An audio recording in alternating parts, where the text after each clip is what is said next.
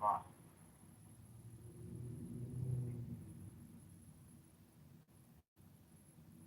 right. So, Ms. Miller, we have John Kitover and his March 24th, 2025 disability insurance benefit application referencing May 15th of 2024 as its onset date.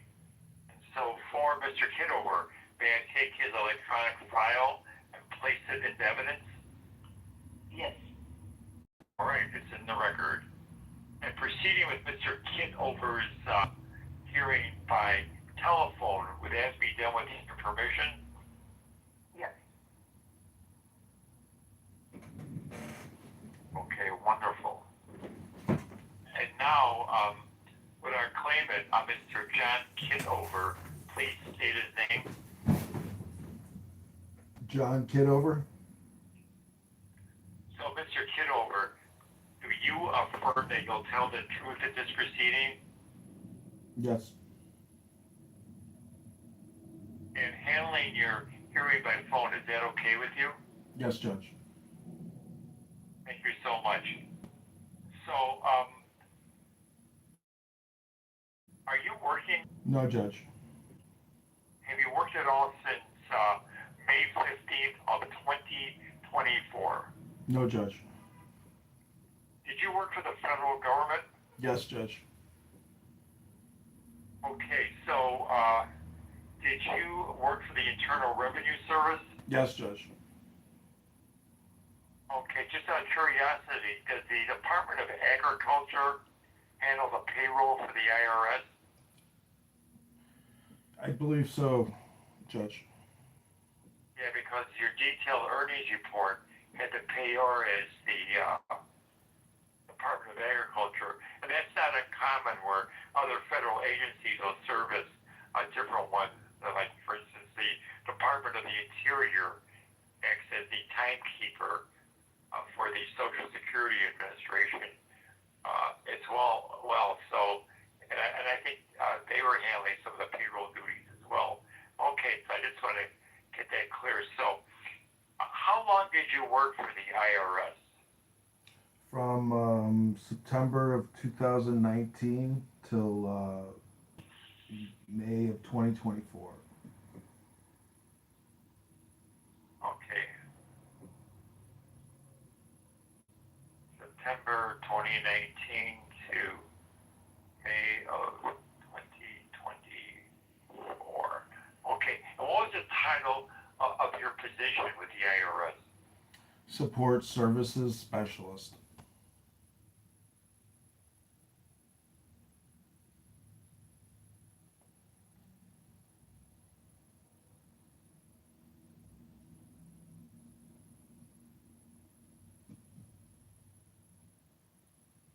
Okay. And so you have a college degree, correct?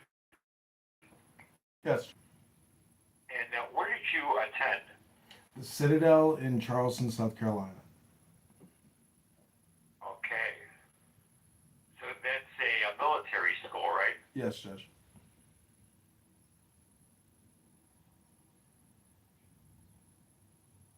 And what did you major in there?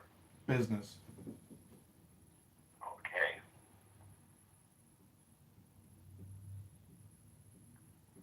So then, Mr. Kitover, what were your duties with the IRS as a support service specialist? Facilities management and project management.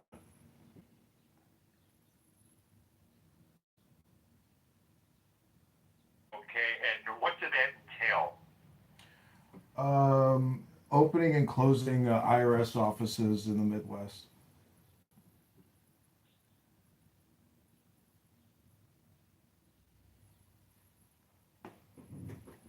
Okay.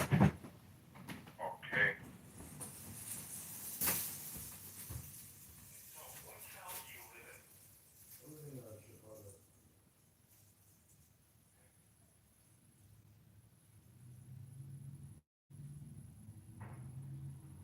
Okay, and when you were working with the IRS,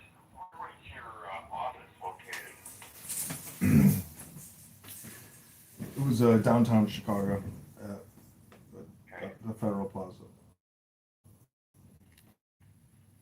Is that like in the Kuzinski building? Yes. I know that the IRS is located there. Okay. All right. And then, so this job, does it require you to travel? Yes. Okay, what were some of the locations you had to go to? Green Bay, Wisconsin, Sioux City, Iowa, Waterloo, Iowa, a couple other places. Okay, and how would you get there? Plane and car. Okay, and so how often would you have to travel? Let's say you're looking at maybe a 30-day month. On average, how many days out of those 30 days would you be on the road to one of these locations? Generally about 1 out of every 4 weeks. Okay, so 1 week out of so you were on the road for a week, right? Out of a 4-week period. Yes, Judge. Okay.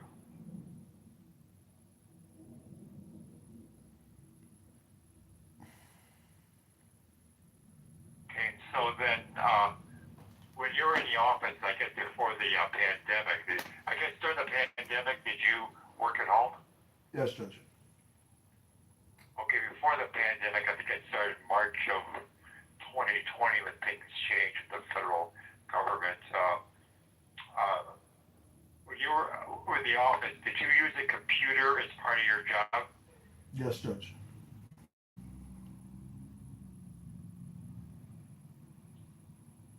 Okay, and so when you were in the office, would you be primarily working in a seated posture, Mr. Kitover? Yes. Yes, Judge. Okay.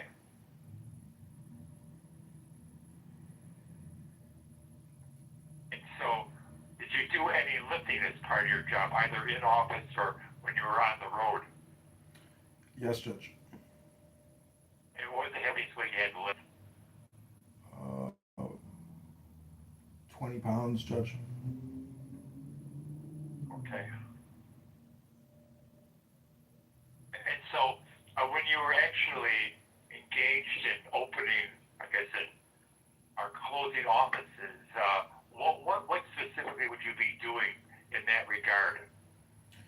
Using software on the computer to do floor plans, coordination between different business units internally, purchase requisition, contracting, and reconciliation, the whole full cycle project management for opening and closing federal office space. So, just what was the reason you actually had to travel up to the site in order to do this? To meet with landlords and employees that are part of the project. A lot of it had to do with key access as the project manager. It's all the planning that you do on the computer system, and it all goes into that facility. Okay, when you were out in the field then, Mr. Kitover, were you on your feet walking around, or were you sitting at a provided desk computer and working with your software? It was maybe 20% facility walkthroughs and analysis, and then 80% computer and in conference meetings. So when you were in computer and conference meetings sort of duties, then you were be seated, right? Yes, Judge.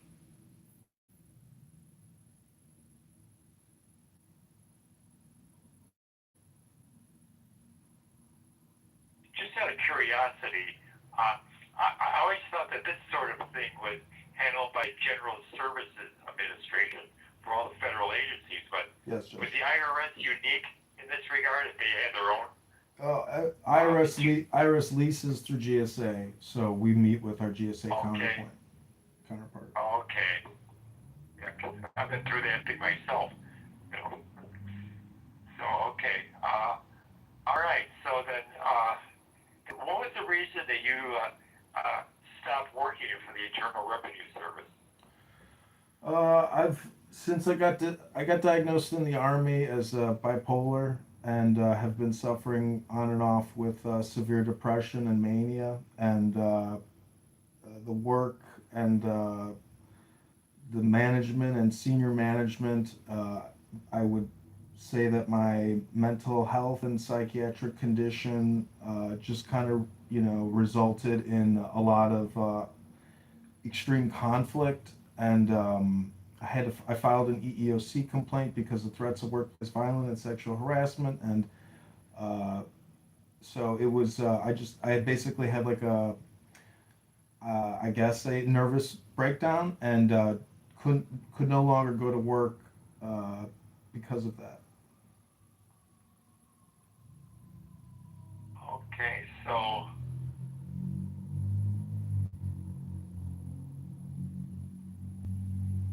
what sort of pressures were being exerted on you at the Internal Revenue Service that caused you to have these reactions? Threats of workplace violence, sexual harassment, intimidation, abuse, um, and also just inability to do the work uh, mentally. Couldn't actually, I can't, my brain and my ability I couldn't do a lot of the project work. I have limitations, I guess, mentally, neurologically, that I just basically couldn't fulfill the duties and requirements of the position. Okay, what was this untoward behavior? I mean, threats of violence, that's actually criminal behavior, and sexual harassment. Was it coming like from one or two people, or was it some sort of a Two people. conglomerate of manager with two people? And were they in the hierarchy over you? Yes, Judge. Okay.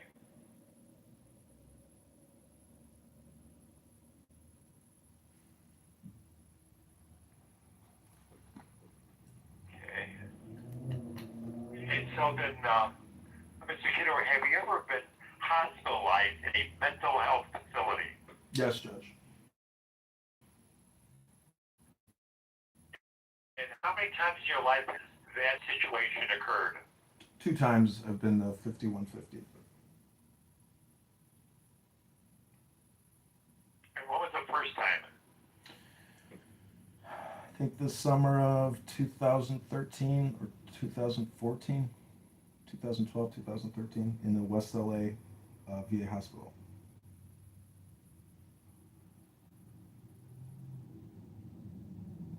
Okay.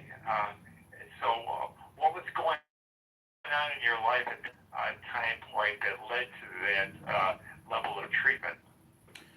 I was having hallucinations and manic episodes, and just deteriorated mental health and physical health, and so I was being taken care of and helped by the VA. Okay. Were you in the Army then? Yes.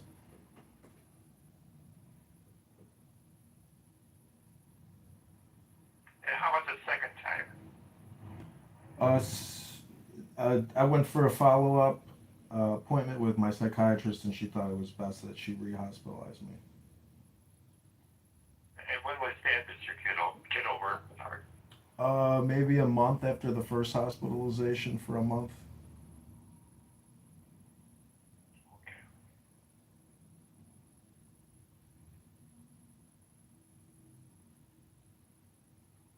Okay, so then, Mr. Kitover, now, in Chicago, do you live with anybody? No. You live alone, okay.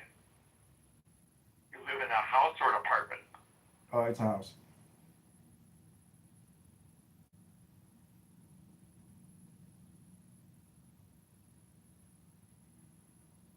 And so can you share with us, what is a day in your life like? What do you do with yourself?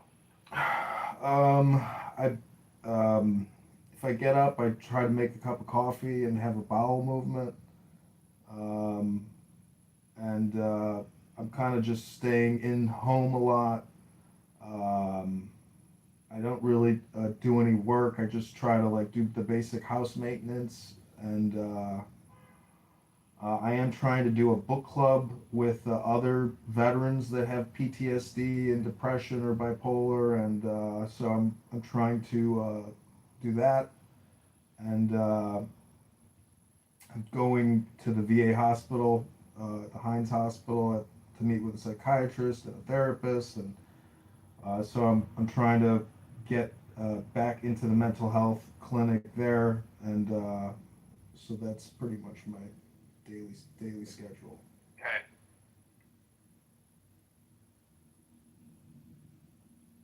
Okay. So do you go shopping in stores? No, I do the Amazon delivery. Do you have a social life at all? I little a limited, maybe two friends. But yeah, I would say because of like my mental health or bipolar, personality, I have limited friendships.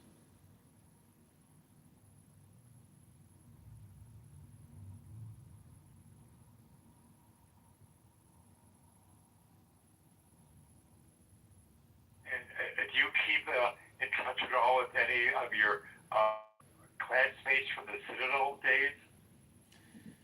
Uh, Maybe like on internet, but I don't really. People are married, they have kids. I don't, there's no reason to talk to me anymore. So I don't really talk to any of the classmates. I guess they're yeah. I mean, I think maybe just maybe my behavior. Maybe I don't get invited to things. I don't know, but I don't really keep up with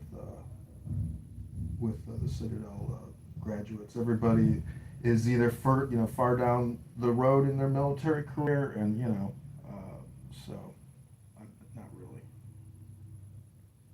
Okay. And then, like, the issue of alcohol and drugs, are you using alcohol now? No. So did you ever have an issue with alcohol? Yes, I did when I was living in Los Angeles, when I was getting treated at the West LA VA, and then also in Colorado, did an outpatient, uh, I guess, Alcoholics Anonymous, Narcotics Anonymous group for a month, and that was really helpful. So that was the longest treatment I ever did for substance abuse disorder. Okay. And so when's the last time you had any alcohol? Last Friday with dinner. So it's like a social thing. You like wine, right? Like red wine and stuff like that. Yes, I try to always, if I'm gonna have, try to drink wine with a meal, and not, do any kind of binge drinking. Okay. So and then how about cannabis? I think you were using that. Is that still part of your life? No, Judge. Okay.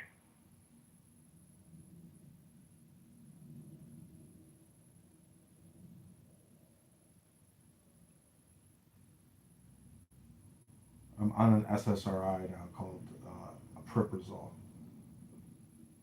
Okay. Aripiprazole.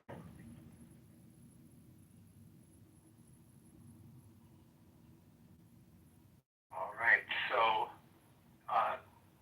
yeah, Mr. Kitover, thank you so much. Miss Miller, what would be the theory of your case for disability for our claimant, Mr. Kitover? Um, well, I think that the best theory here would be um, either that he meets the listing for 12.04 bipolar disorder, um, he has racing thoughts, rapid speech, irritability, impulsivity, difficulty with concentration, marked in concentration, persistence, and pace, and adapting and managing himself, or alternatively, that the claimant would be off task, due to he complains of having mood swings and panic attacks,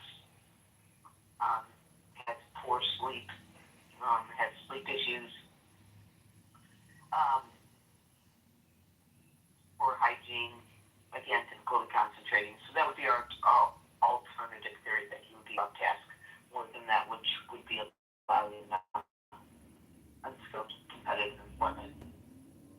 Okay, so I listened to Mr. Kitover's testimony, checked out his records, and I think that first of all, I think we're looking maybe arguably at a marked limitation in interacting with others. That's what I'm getting from this, that is problematic for a claimant, that he's got a low threshold for being upset and put off focusing on any job duties he has based on how other people would interact with him. Yeah, So that's true. I think he's very sensitive in that arena, as far as his being able to, especially in a competitive job situation, that'd be difficult for him. Yeah. So, well, and it was. He talked about. Yeah, go ahead. He talked about this lawsuit that he had filed for the discrimination claim with the EEOC regarding those issues. Yeah. Yeah. Okay. Got that. And so, I think, Kaga, he's a highly intelligent individual, obviously. So, Yeah. I think that, this is the B criteria of the listing of impairments, and you're not supposed to, double weigh them.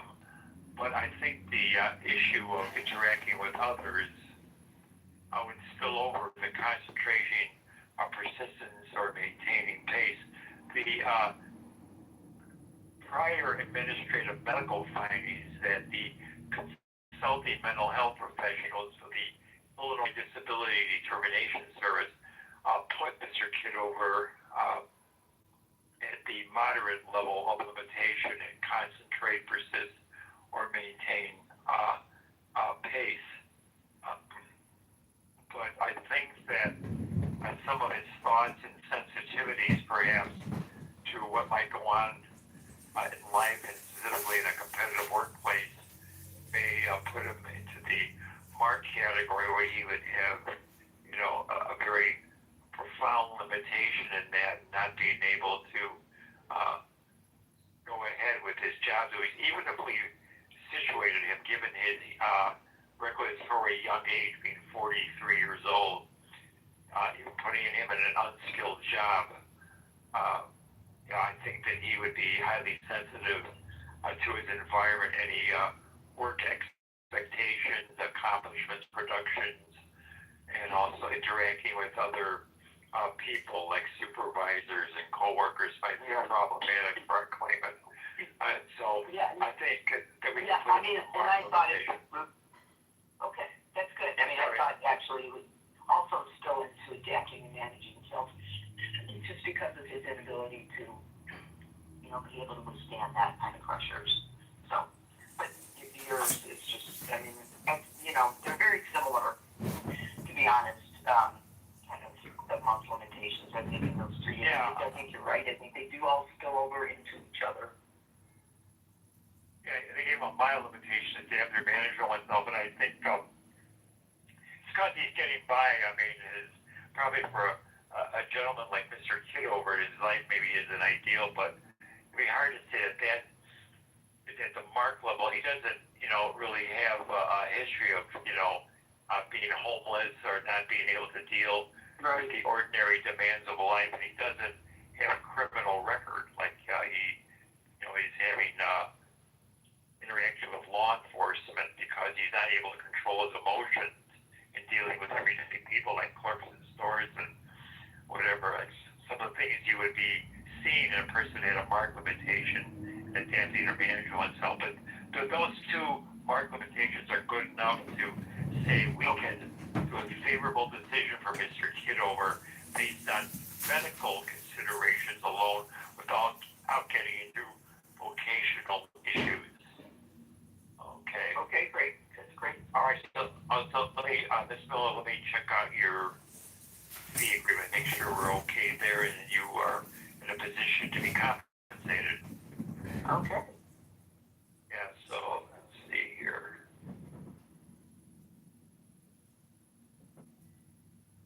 Fee agreement. C2B.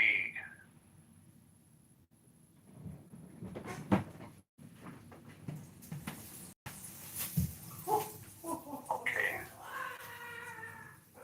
What's the next question? What's your fee agreement say?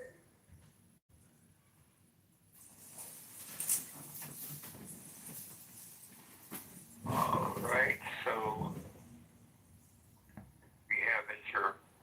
Kitover's signature on it, and then there you are as well, Ms. Miller. So I will approve your fee agreement. Let me just make that notation in the electronic records. C2B.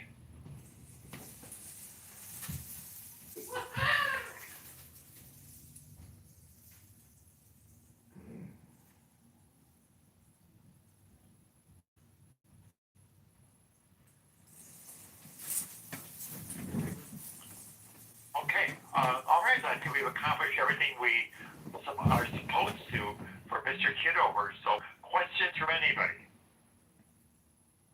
All right. Okay. All right. We Well, appreciate your help. Thank you. Well, thank you, Judge. of course. Oh, you're most welcome, Mr. Kitover. The very best of luck to you. Okay. Enjoy your life. Okay. So, all right. So thank you all for participating, and I will now say goodbye. Okay. Okay. Thank you, Judge. This meeting is no longer being. Okay, Joanna, that's it. Law, justice, lawyers, judges, courts, and attorneys. You still here? Wow. Remarkable. Rabboni Shalom. All right, I hope you enjoyed the show. Good luck. God bless to you too. Thanks, Joanna. Let's create a room and get this book started. 'Cause now I think we're gonna have a little money coming in, to maybe fund the book club, as I said, with the veterans, with the bipolar and the depressed and the lonely. We can do a lot of good with this money, Joanna. All right, I'll talk to you soon. Hey, this is John. Hey, bud. Yeah.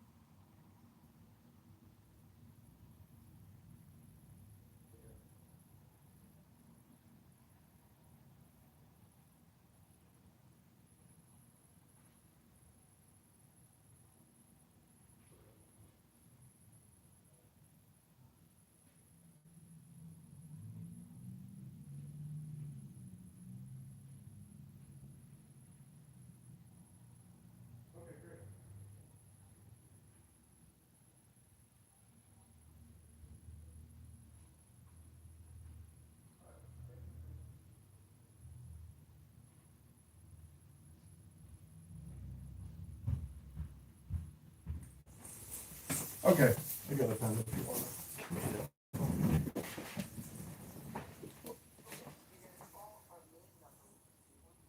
Mm-hmm.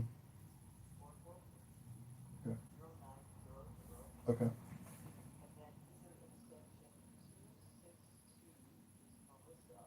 Okay.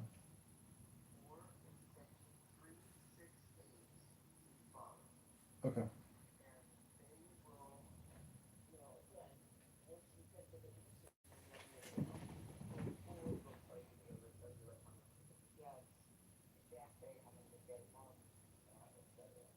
Okay, great.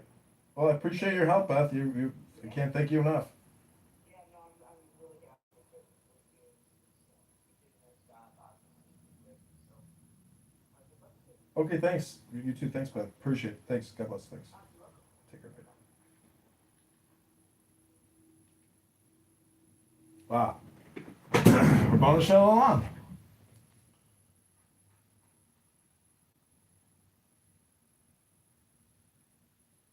Rabboni Shalom.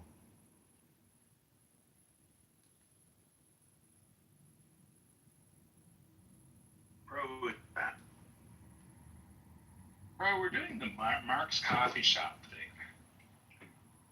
The Crowley is here. Buckle up. Well, I'll behave because I'm in a good mood today because I just won a lawsuit. And when the judge, gives you, when the judge, makes a ruling in your favor, Rabbono Shalom, I like to think it doesn't just come from the judge, but it comes from the God. Rabbono Shalom. Or you could say the nothing. So do we have to stop saying bad things about you because you won your case? No, I'm open to criticism because I'm an artist. Without a critic, no one can truly be an artiste. Joanna just witnessed the trial. If Joanna wants to come up and say anything, she actually heard the trial. The trial is in my profile if you want the inside scoop. It's in Law, Justice, Lawyers, Judges, Courts. I'm interested to hear what you think. I think the two of you should open a room on replays and do that. Sassy and salty. What was your lawsuit about? You can check out. Let me just do the Monica impersonation and say you can check out the replay. It's in my profile. I prefer not to say. I don't want to ruin the surprise. Ooh! Nah, I'm not gonna look. Well, Joanna here. She wants to say anything. Please bring Joanna up. I'm not trying to center myself, but But you are. It's nothing. It's nothing. It's really nothing. I'm not at trying all. to make everything about me, but it's about me. I'm serious. It's already about me, so you might as well. If it's nothing, we're just gonna move on. You leave. Benjamin, Yeah, if it's nothing you want to share, then that's see, fine. Benjamin, this is where I think you fail in your experimentation with Clubhouse. That you think I Alistair. fail lots of places. If you think this is the only place, you've just missed a few. Well, no one knows how. Benjamin fails all the time, man. I know, and nobody really knows. Nobody knows how much of a. Nobody knows how much of a failure you are off the app. And I think that if we could actually get more insight into who you are, your LinkedIn, your resume, your Facebook, your Instagram, however we can learn more about you, then I think we can actually have more of an interesting conversation with you. Otherwise, it's really kind of nothing at all. What do you think, Joanna? You witnessed the trial. love that. Yeah, so would I. Like, for instance, we all probably want more. most of us know a lot about him, and it feels good. It feels like Pro's my brother. That's like classic celebrity syndrome, though. You know a few details about a celebrity, you think you know them. So. Well, I know that he's Well, he is a celebrity. No. He is a celebrity. He is a celebrity. Yeah, well, not to me. To me, he's my friend. And secondarily, a celebrity. Well, unfortunately, it's the other way around. That's in your mind. No, that's literally how you met him. It's the order in which you met him. I've never interacted with you, I.O. I just listen when you speak. No, we've actually had lots of conversations over the years. So Yeah, I just forgot because I'm insane. No, didn't say that. You're just not precise. Just not precise. Anyway, I'll let you all go back to your room, your room. Good job, John. So super proud as a mother. Thank you, everyone. I'm a proud mother. Right on Mother's Day, right after Mother's Day, I got to see my child fight for his life, and he did it. He won. Benjamin, you were kind of leading like a. Steve is here. Benjamin, you were leading Did you all like. see that Steve is here? Yeah, I see Steve. Hey, I see Steve. how cute is that Steve is kid? here. Steve, tell us how cute the kid is. Does it look like you? My Super Bowl granddaughter? Yes. She does. Oh, I bet it's the cutest little face. In Hebrew, in Yiddish, they say, what a punum, punum. Shayna Punham. Shayna punum. Very good. Steve, I got a question for you because you and Benjamin have really interesting conversations, and I've kind of termed a new term. I call it the elite, intellectual, liberal, gay Democrat. And the intellectual part is the big part in the elite and the Democrat and the liberal. I'm just saying, do you view yourself personally as like an elite liberal intellectual, meaning specifically that you've got a list of the top 10 grievances, like indigenous rights or migrant communities, the list just goes down there, Jim Crow, etc. Like, do you consider yourself a subject matter expert, elite intellectual Democrat? No, I do not consider myself an expert when it comes to politics. I do consider myself liberal when it comes to social issues, and I consider myself conservative when it comes to fiscal issues.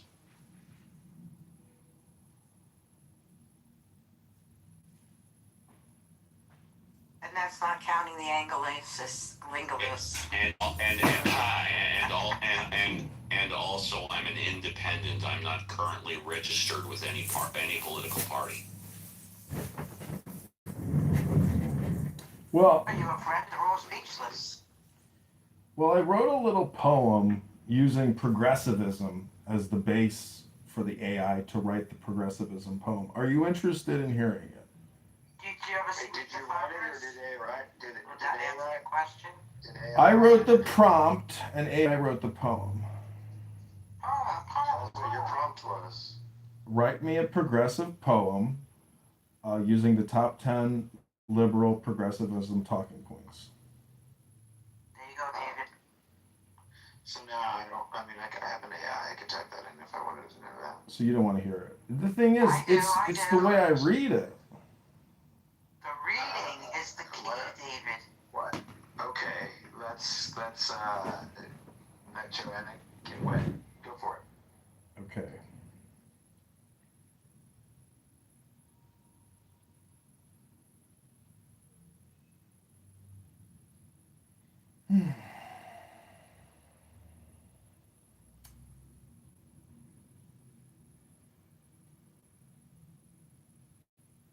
Before I read it, Joanna, what did you think about the trial?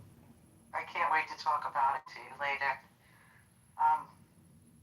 You handled yourself wonderfully. I'm very proud Thank you. and forthcoming, and I'll tell you snippets later. Did I miss a trial? Yes, he just had a trial with a judge and the whole nine kit and caboodle. If you want to watch the replays, it's on my profile. Who won the attorney's fees? What's the adjudication? You could watch I it. didn't know that you traveled for work on an airplane. That's impressive. Yeah, how else are you going to get places? I mean. Alright. Okay, this is the poem written by mayoral candidate John Kitover. Go to mayorkitover.com. In marble halls of power, I ascend. Elite, gay, black, trans, intellectual, unbent. Jim Crow's chains echo in structural white rage. CRT lights the path, turning history's page. Anti-racism warriors, DEI flames ignite. Indigenous lands reclaimed under justice's light. LGBTQ voices thunder. Rainbow flags unfurled. Healthcare, a human right for every boy and girl. We Democrats dream the future, bold and true. Progress flows eternal, me and you. In shadowed halls of ivy, where the sharpest minds convene, I rise, an elite, black, intellectual, gay, trans Democrat. I am proudly seen, a liberal Democrat, forging past through history's cruel chain, from Jim Crow's iron grip to structural white racism's reign, with CRT as compass and anti-racism as flame. I champion DEI, indigenous rights, and queer acclaim. LGBTQ liberation flows through every breath I claim. Healthcare is a human right, not profit's greedy game. We build a just society where equity prevails. No more divisions, chains together. Progress sails. Is that it? I think if you add Islam in there, Benjamin will be a running mate when you run for president. It ended on the word sales?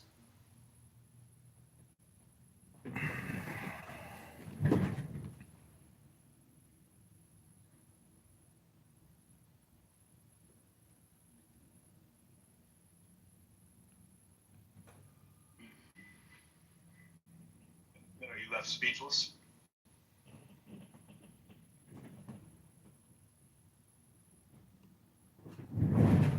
Oh, am I listening to this? Look, I think that Alistair has his finger on the pulse of why Democrats lose. But to be fair, I think it's pretty obvious.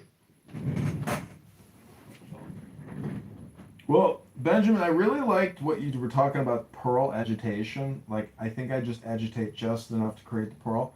That I love that analogy, but I also heard the Maharishi talking about filament in a light bulb and how, there's all these variables that happen and the light and the dark. And so I think a light bulb and a filament is also probably a good metaphor, not just pearls and, irritation.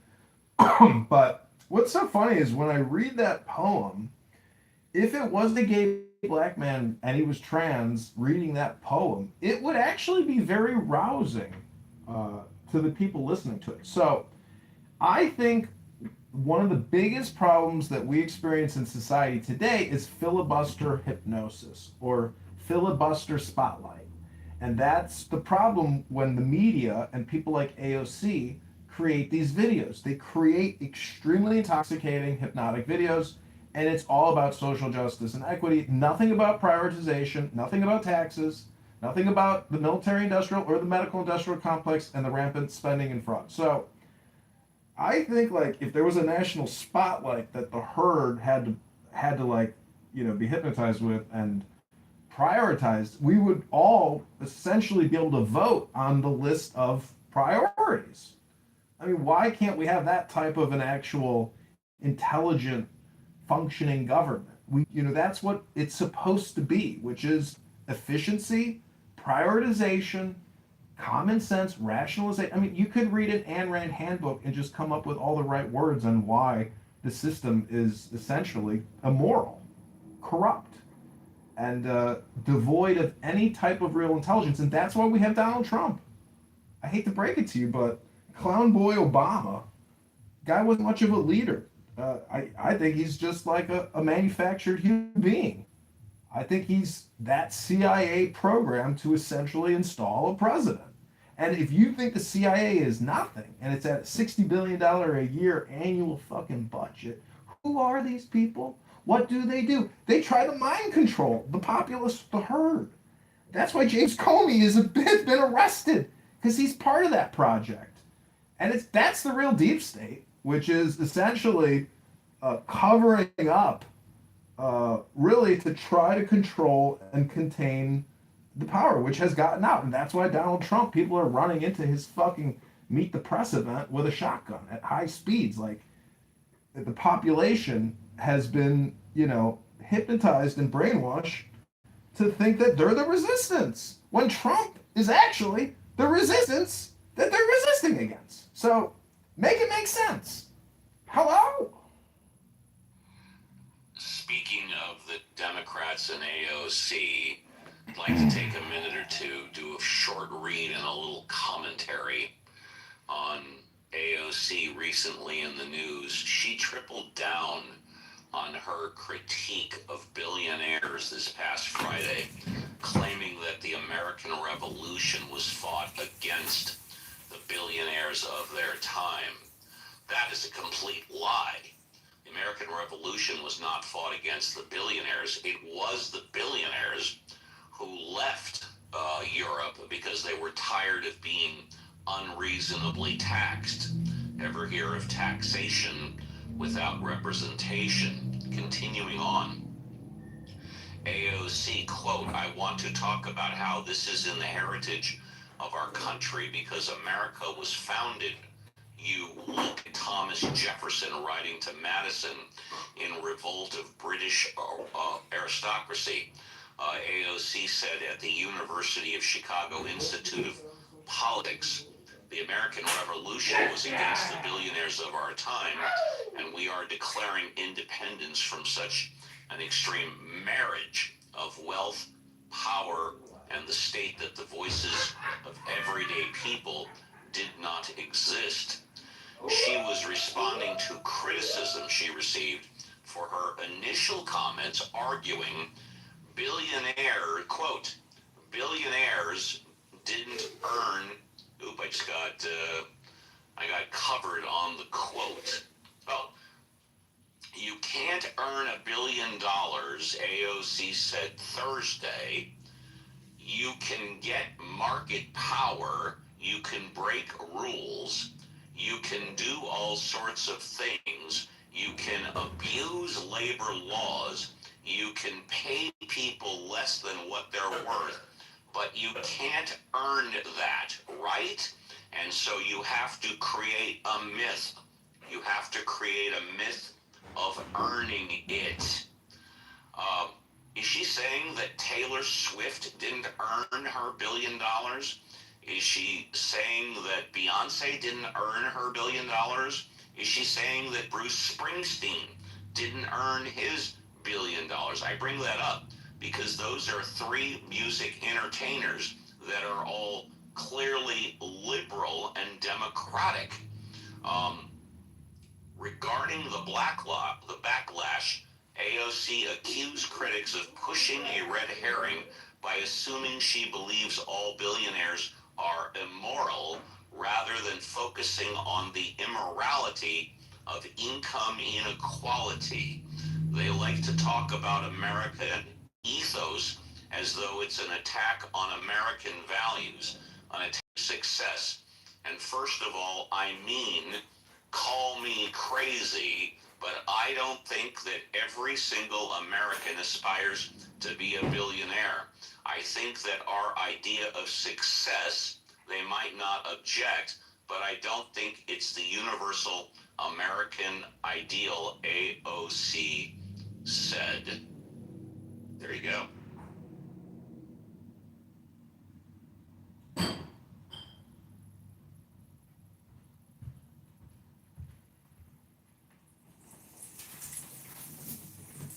And just what does that mean? Does that mean that someone who's rich and successful should stop at 750 million and just keep the money and stop working? Don't go over that $1 billion threshold? See, the thing about billionaires is they can't actually spend the money, and they won't even spend it because it's not efficient. So you buy more equity, more bonds, and you just keep growing that nest. Like Warren Buffett's sitting at 400 billion in cash or 900 billion in cash. It's a fucking crazy number. But with regards to AOC, the reason why she's so dangerous is because she's like the alpha predator, the Primex or whatever it is. Like, she is very dangerous because I think that she's CIA controlled opposition. There's a strange video of her where she went to Africa and she drove around to like clinics and she's in a taxi with some African chick talking about birth control. Like, very manufactured video. Like, she's involved in some type of intelligence propaganda. And the point about her is I find it annoying that politicians can say whatever the F they want on all their platforms all the time.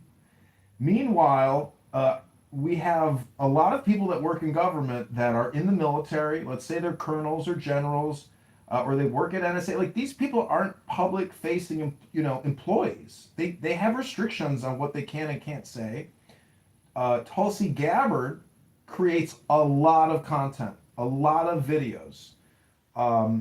And my point is that AOC is the opposite of the old white billionaire.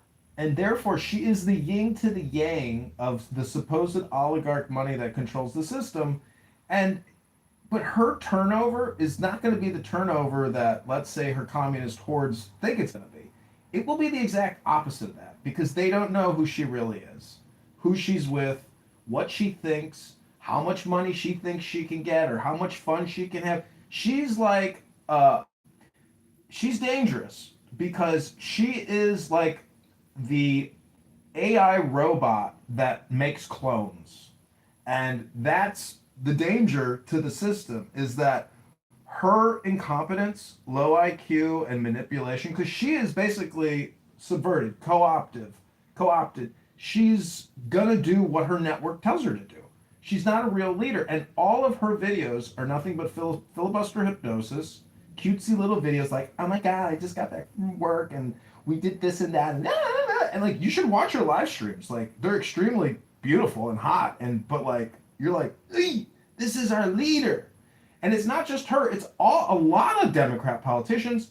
They use children as the backdrop in all their photographs, like the bald congresswoman who creates videos with AOC where they go to libraries with young children and read books.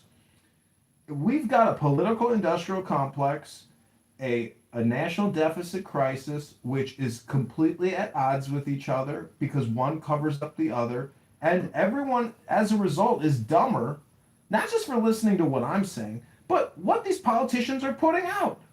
Hello? I almost forgot.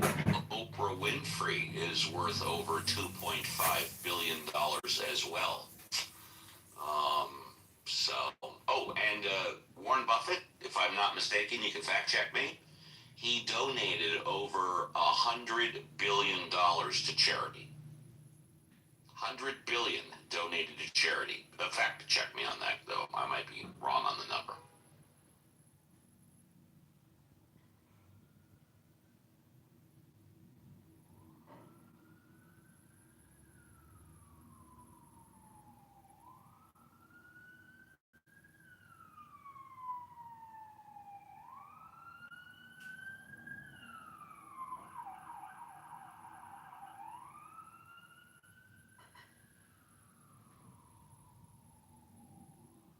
You know, when they talk about tax the rich, etc., what's the number? The top 1% of wage earners pay 40% of our federal taxes. The top 5% pay 60% of taxes. That kind of qualifies as taxing the rich. Yeah, it's kind of sad because I think people oftentimes confuse that and they think about like, hey, you're not paying your fair share. Well, how much is fair? If even the marginal tax rate can be sometimes very onerous, but it's more onerous if you're a lower income. And as you get higher income, we see this with education. So low-income families spend about 5% of their household income on children, on their children's education, whereas wealthy households, which are, I think, on average 10 times wealthier, spend 20%. So 20%, so 4 times 10, so it's 40 times more per dollar spending on their children. So this kind of difference is just going to become exaggerated with time, which is rather unfortunate.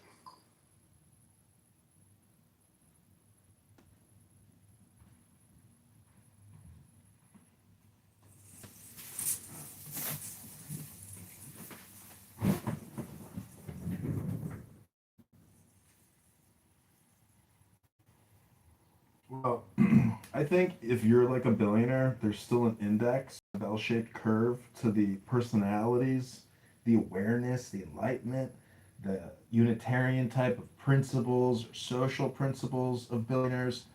I would say it's the same distribution curve of like your average clubhouse personality. And so that's why we have so few billionaires who are actually interested in maybe creating a more equitable and economic environment for we the people. And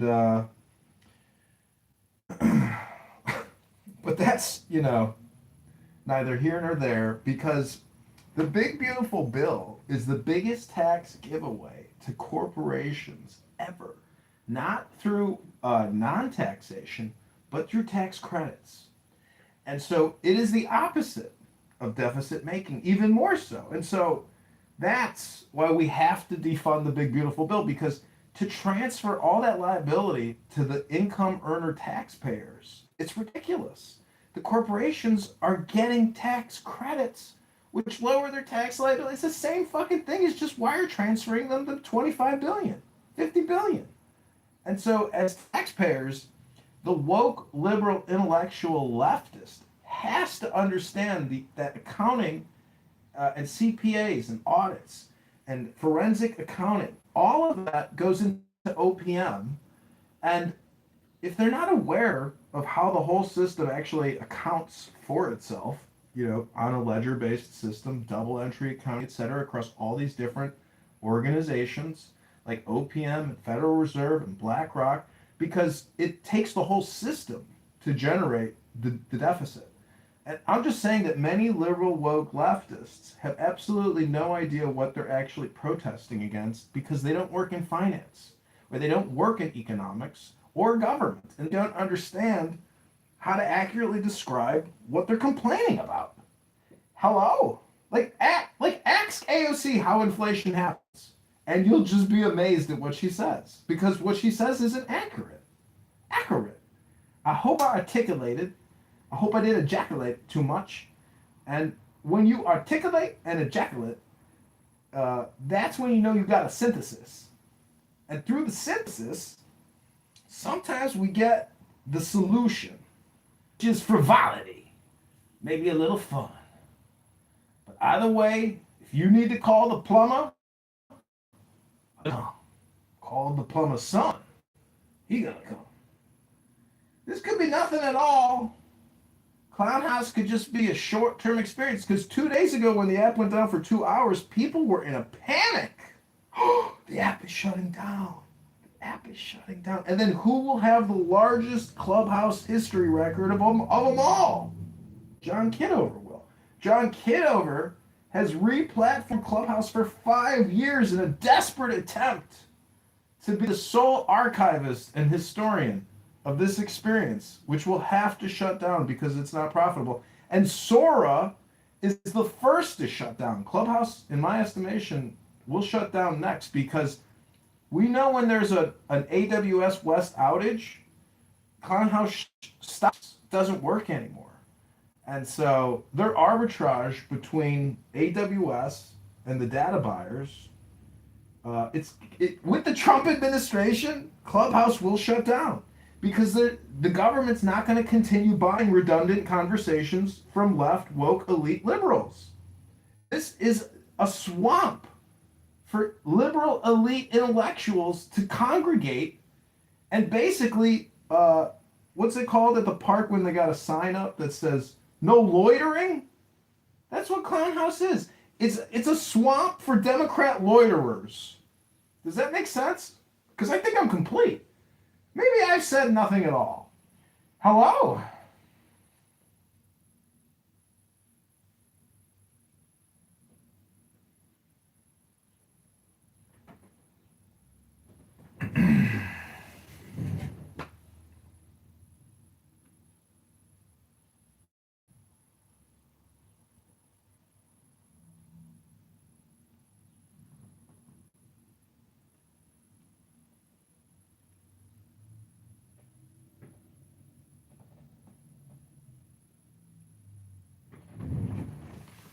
Victory! Victory!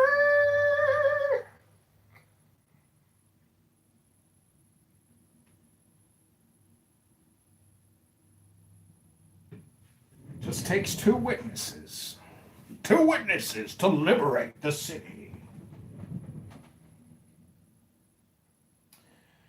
Well, since this is a room about nothing at all, maybe I could play a song for you that I created on AI.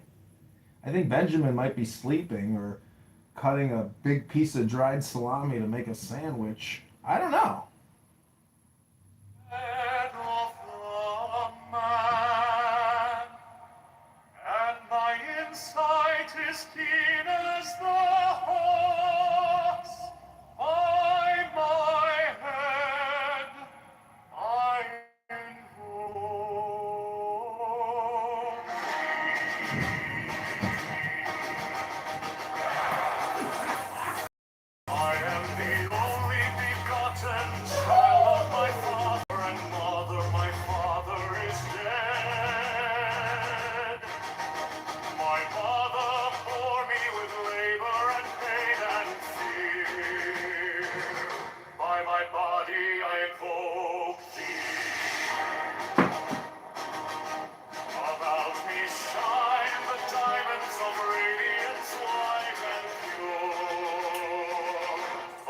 brightness I invoke thee.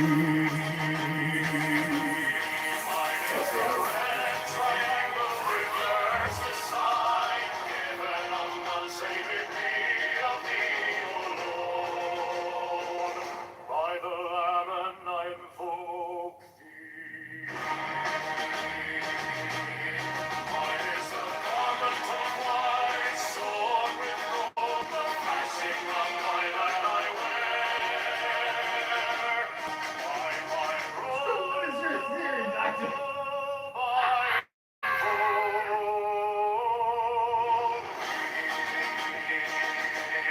Mine is the sign of the prophets and time. By the sign I invoke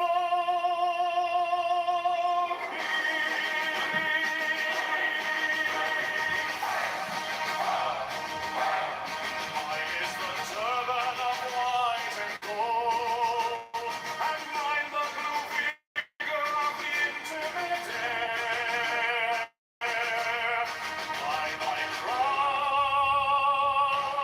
I invoke thee. My fingers travel on the beads of pearl, so run I after thee in thy car of glory. By my fingers I invoke thee. I bear the wand of double power in the voice of the Master. Abraham of Lord, by the blood I invoke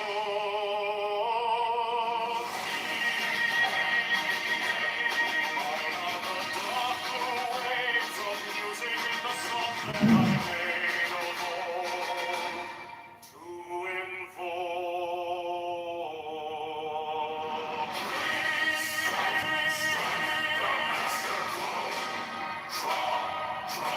the flaming sword,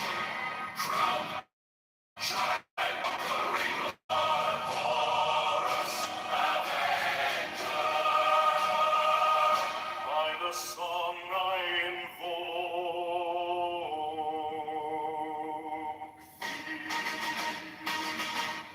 In my hand is thy sword of revenge. Let it strike at thy bidding. By the sword Pictures for Papa. I invoke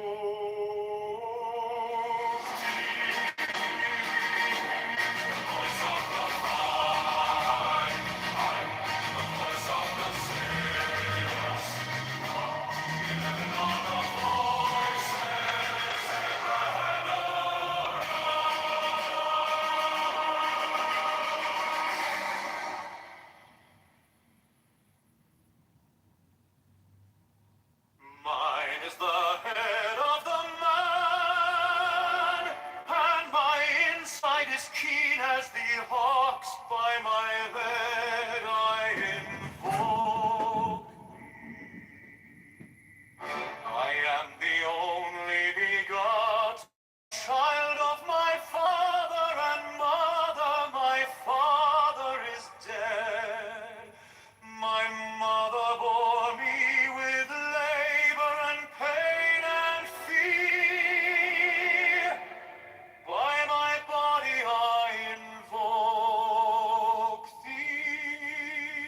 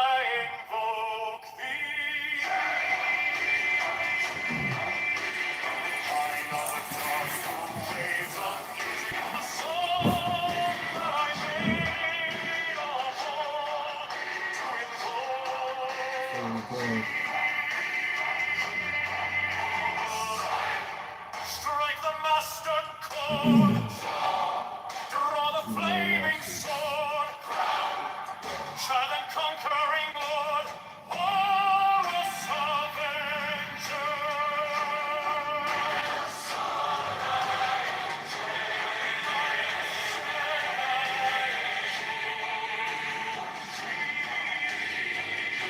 My hand is thy sword of revenge, and strike at thy cheek. By the sword I invoke thee. Voice of the five, the voice of the 611 are the voices. Abracadabra.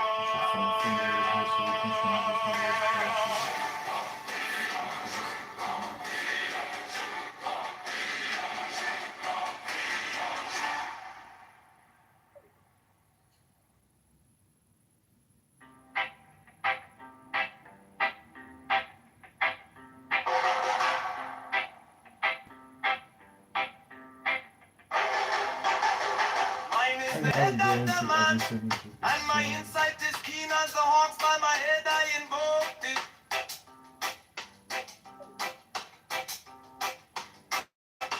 I am the only begotten child of my father and mother. My father is dead, my mother bore me with labor and pain and fear. By my body I invoked it.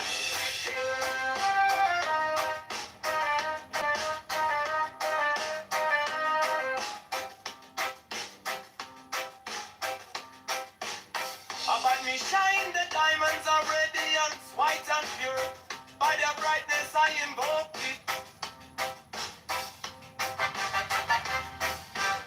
Mine is the red triangle reverse, the sign given of none. Save it be of thee, O Lord. By the Lamb and I invoke thee.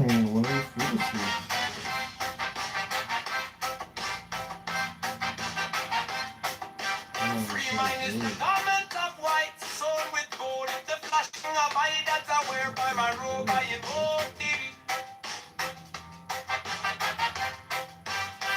Mine is the sign of a prophet and typhon. By the sign I invoke it. For mine is the turban of white and gold, and mine the blue vigor of the intimate. By my crown I invoke it.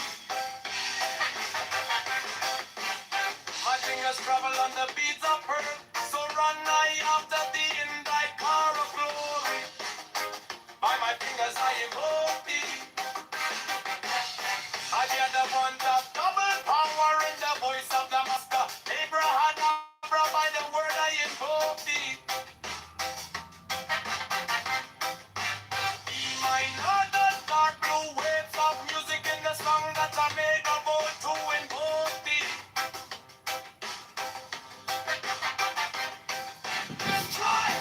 Strike the master chord, draw the flaming sword.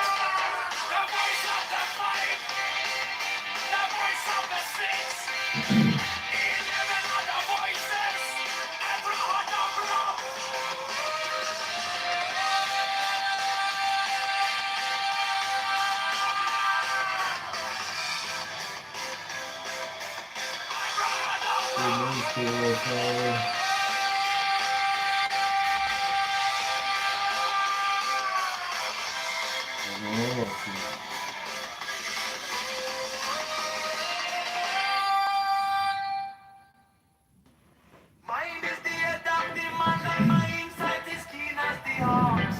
By my head I invoke thee. I am the only begotten child of my father and mother. My father is dead. My mother bore me with labor and pain and fear. By my body I invoke thee.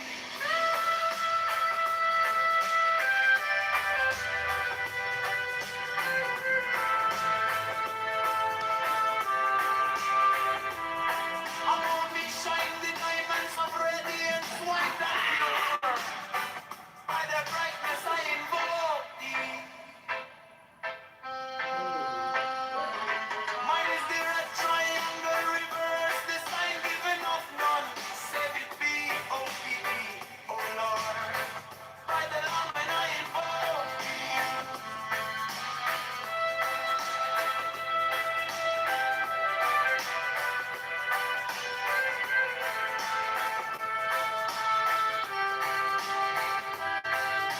Mine is the garment of white soul with gold, the flashing of my that I wear.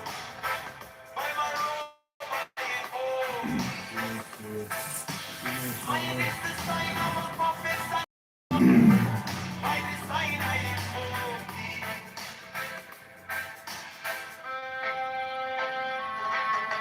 Mine is the garment of white and gold, and mine the blue beacon at the intimate ear. By my crown I invoke thee.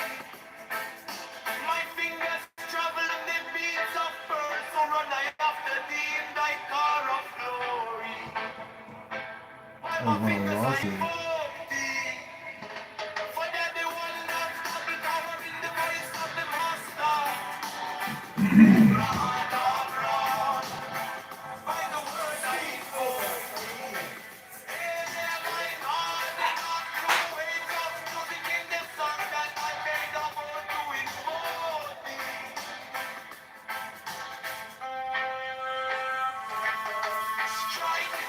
Strike the master chord, draw the flaming sword, crown, be the conquering Lord, call on, amen God, by the sword I invoke thee. In my hand is that sword of revenge, let it strike, I stand beneath, by the sword I invoke, the voice of the fight, the voice of the six, 11 are the voices. Abra, abra.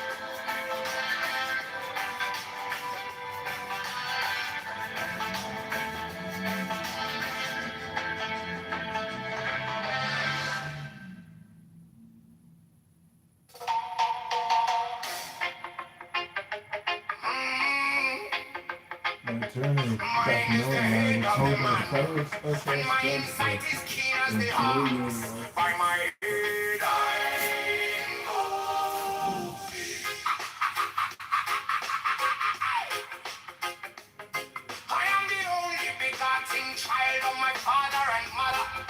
My father is dead. My mother bore me with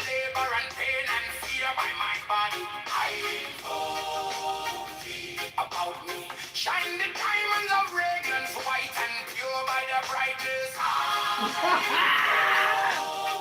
Mine is the red triangle reverse the sign, giving of none, saving be of thee. Oh Lord, by the layman, mine is the garment of white, so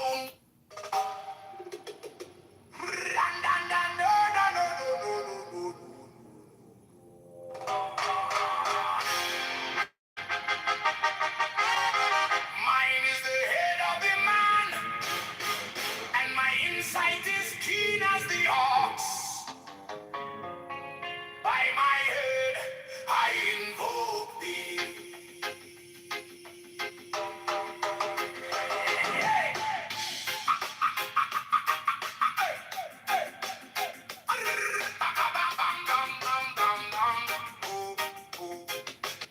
I am the only begotten child of my father and mother. My father is dead. My mother bore me with labor and pain and fear by my body. I invoke thee. About me shine the diamonds of radiance, bright and pure. By their brightness,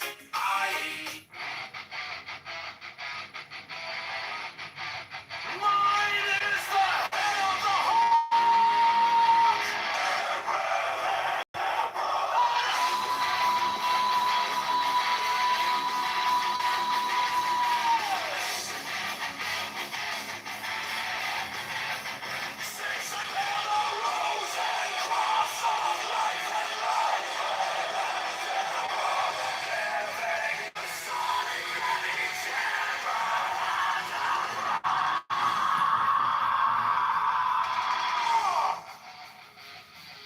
remaining in the sign.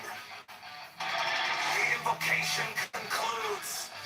Therefore I say unto thee, come thou forth and dwell in me, so that every spirit, whether of the firmament, or of the ether, or of the earth, or under the earth, on dry land, or in the air, of whirling air, or of rushing fire,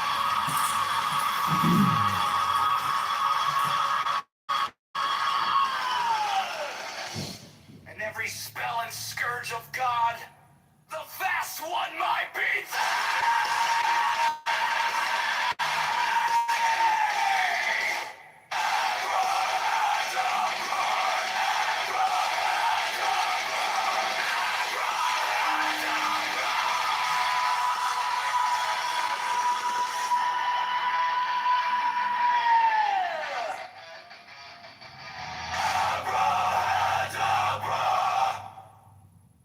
mine is the head of the hawk and the head of prayer.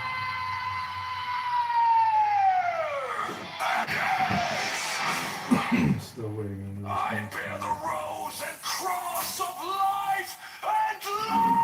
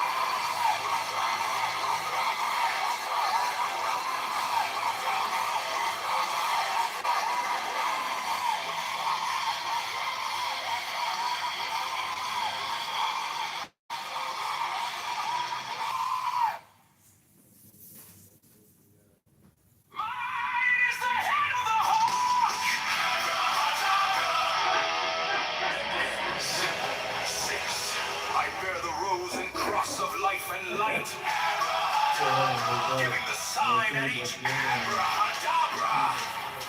Remaining in the sign, the invocation concludes.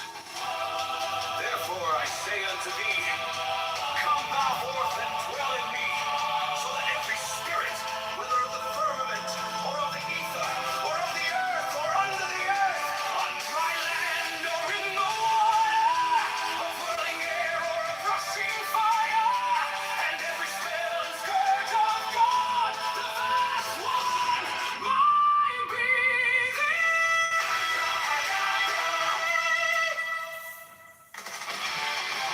Mine is the head of the hawk, abracadabra, and ends. 6. I bear the rose and cross of life and light, abracadabra. Giving the sign, teach an abracadabra. Remaining in the sign, the invocation concludes. Therefore I say unto thee, come thou forth and dwell in me, so that every spirit, whether of the firmament, or of the ether, or of the earth, or under the earth, on dry land, or in the water, of whirling air, or of rushing fire, and every spell and scourge of God, the vast one, might be abracadabra.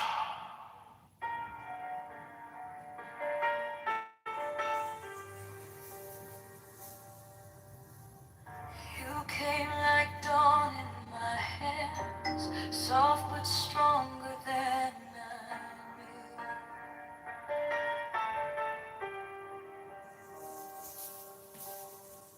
My fear turned gold in your eyes, and my old night broke into.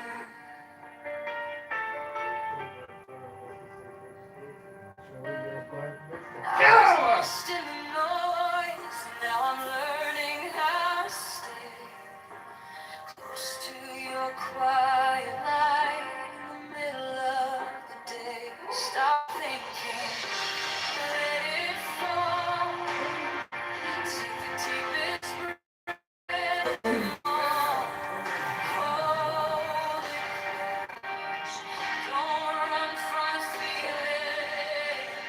One more second, you can start believing.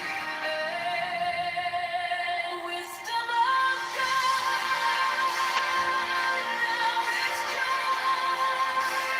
Wisdom of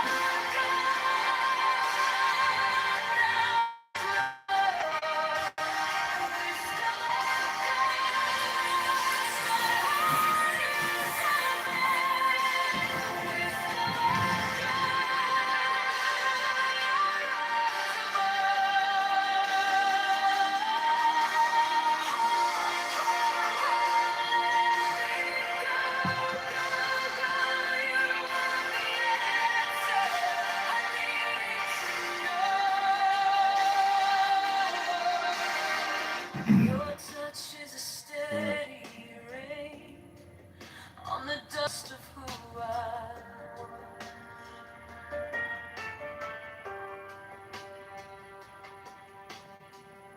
Every wound gets named, then it fades in the hush.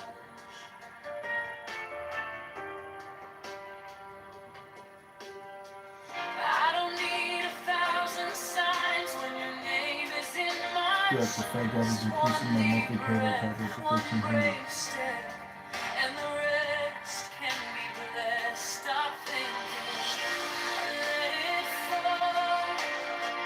Take the deepest breath of them all.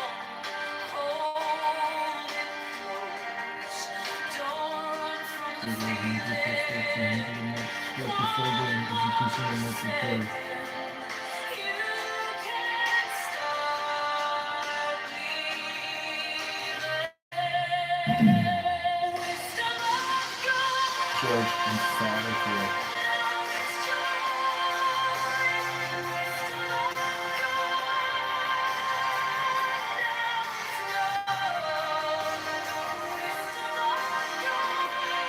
Thank you.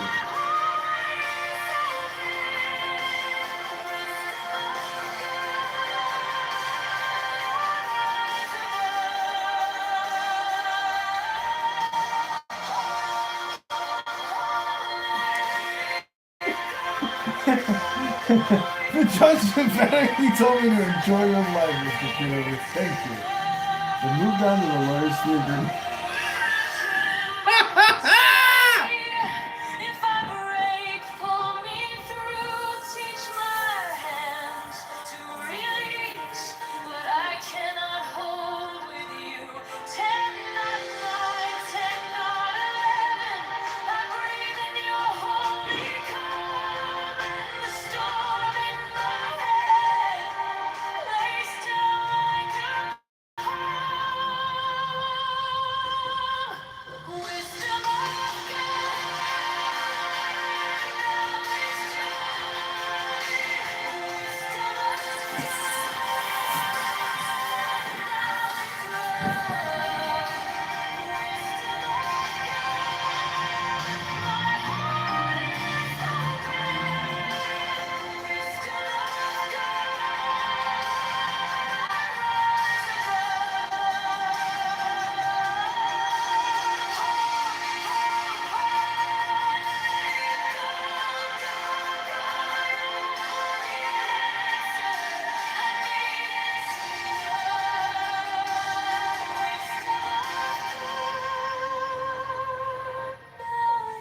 The debt collector, lawyer, and judge credit is restricted from taking SSDI and VA disability monthly payments.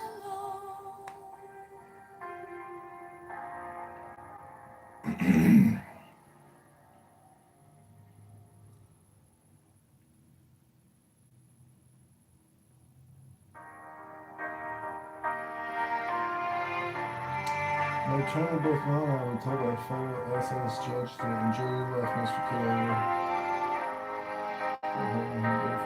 came like dawn in my hands, soft but stronger than I knew. My fear turned gold in your eyes, and my old night broke in two. I was lost in the noise, now I'm learning how to stay close to your quiet light. In the middle of the day, stop thinking.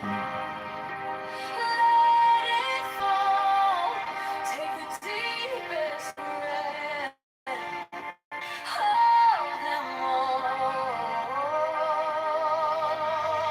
Hold it close. Don't run from the feeling. One more second, you can start believing.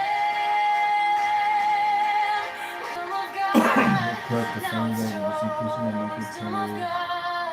Now Probably it's 1,400. love. Wisdom of God. My heart is open. Wisdom of God. The judge emphatically told me to enjoy your life, Mr. Kitover. Thank you. And moved on to the lawyers' theater.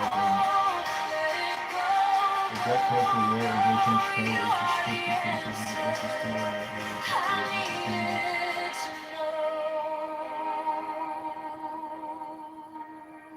Your touch is a steady rain on the dust of who I was.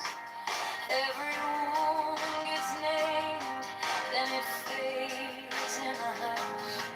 I That's why don't the need debt a collector, thousand lawyer, and judge in signs Chicago when is your restricted name from is in taking my SSDI and chest. VA One disability deep monthly breath, payments. one brave step, and the rest can be blessed. Stop thinking.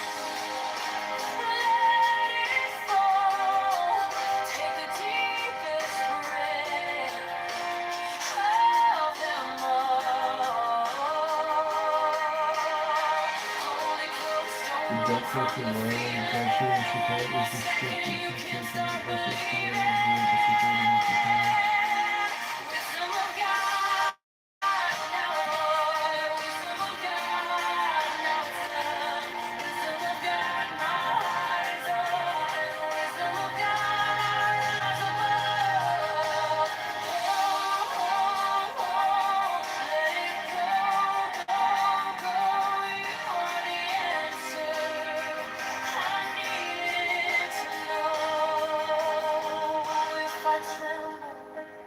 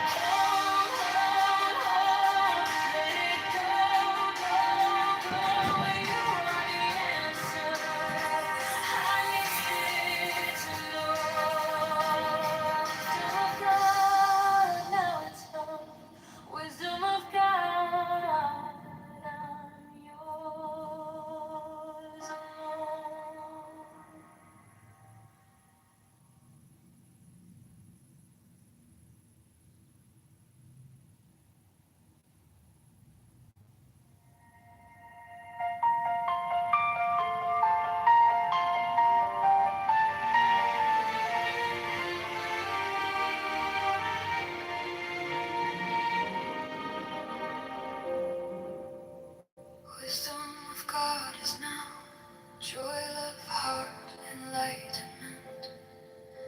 You found me in the quiet, with my hands still shaking. I was carrying the hurt, like a name I couldn't drop. Then you touched my trouble, and the whole room stopped.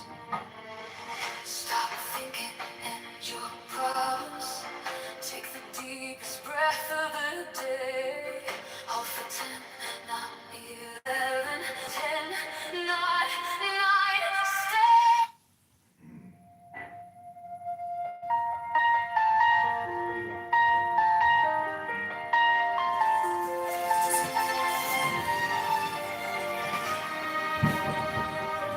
Joanna. Wisdom of God is now joy, love. Joanna, thanks for being a witness at my trial today. I'm here for you, and I have bipolar, and I'm on the same medicine as you. Oh my God. Well, what'd you think about the trial? I thought it was pretty interesting. I felt happy because the judge had understood or tried to understand your condition. If that is your condition, I don't know if you just faked it. It's just not my business. No. What are you talking about? I mean, But I feel more connected to you now because we both have the same condition. yeah, I would call it. I think I could self-diagnose myself. It doesn't meet any of the terminology that the medical industry uses, but it's not that I'm a highly annoying person. It's that, like, it's better that you just put me in the goo, you know? And I think that's kind of what the trial is, like, saying. Because the way they analyze it, because it's based on the code of, like, did you hear them? Like, he was trying to say something and she kept talking.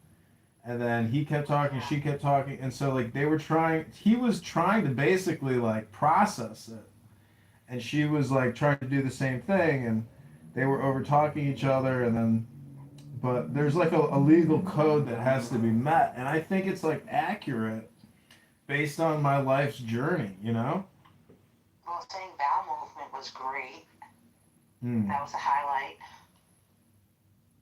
Do you remember saying that? Yeah, I mean, because honestly, these SSRIs, they make me constipated. And that's the challenge, is, like, if you can't make a bowel movement in the morning, like, Try to something's take a wrong. laxative or take a stool softener every day. But yeah, she represented you, right? Yeah. But I think what he liked is he said, well, he seems highly intelligent. So he didn't look at you like a loser. Right. And that's, I think, why he made his good decision. Yeah, because this is the second time I've been to SSA court, you know, with this type of trial, and I agree with you, like, because it's not based on, like, your intelligence. A lot of it is, like, based on, I don't know. There's a lot. It's so interpretive, you know. That's the thing about law, like. But I'm just so happy with the outcome. I texted my dad, my sister, my friends, and a coworker at the IRS who's also in legal problems with the management there. And he asked me a lot about, you know, my job at the IRS and kind of what happened, you know, and why I stopped working. So I feel like that was important. Yeah. And then I had a call with the attorney afterwards. She gave me the number for, like, their payments department, because the settlement goes to the law firm.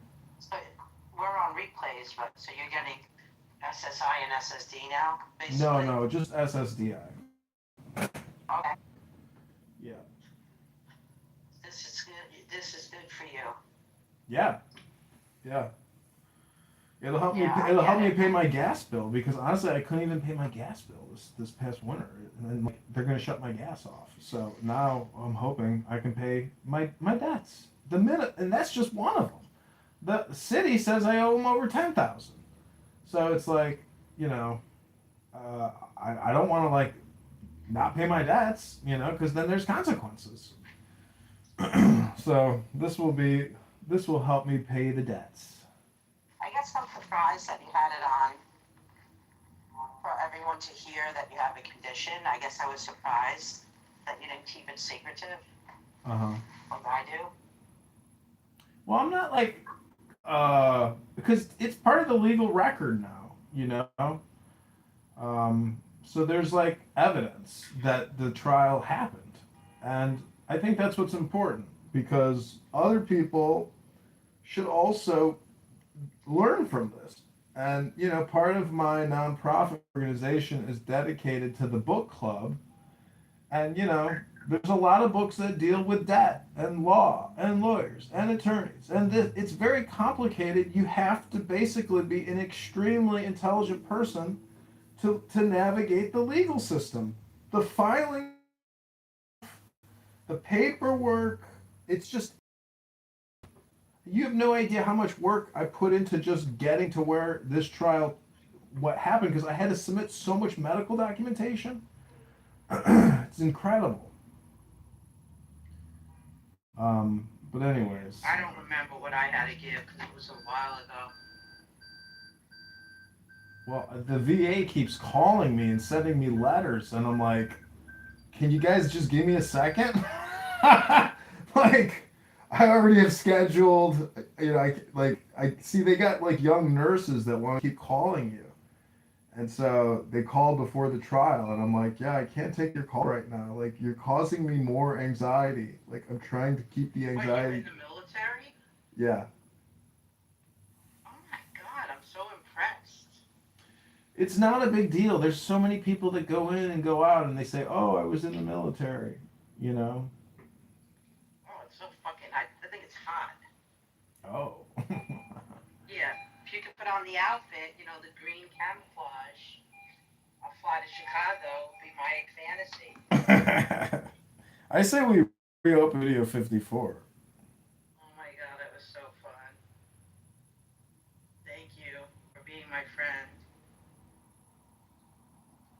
Yeah, what you're on is pretty good. I'm surprised you're only on one thing because they pushed me to go on like 4 or 5 meds at once. Uh-huh.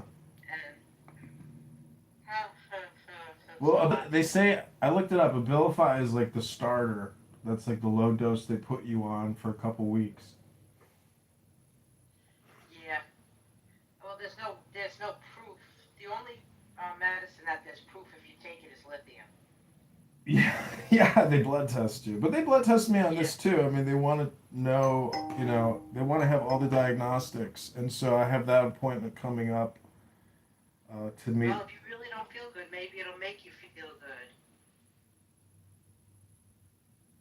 Maybe it'll make you feel better.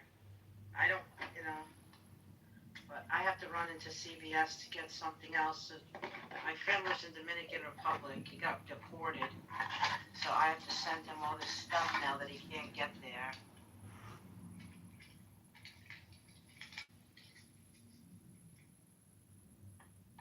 I'd like for you to know, Michael. All right, I'll be listening.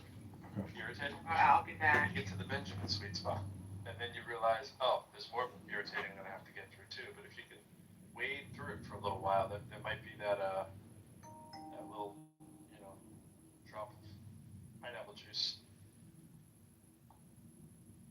It's a weird analogy. I asked Claude, what would Rick James' "Give It to Me, Baby" sound like if Shakespeare had written it? And I posted some of it. And Let me look. Sweet lady, mark yon braggarts at the bar doth posture much, yet move they not a step. Their tongues are swift, their boot heels slow as stone. But I, that am thy truest cavalier, will neither parley nor in shadow stand. Oh, parley nor in shadow stand. I'll dance with thee till cock doth crow the dawn. Fools. Like that.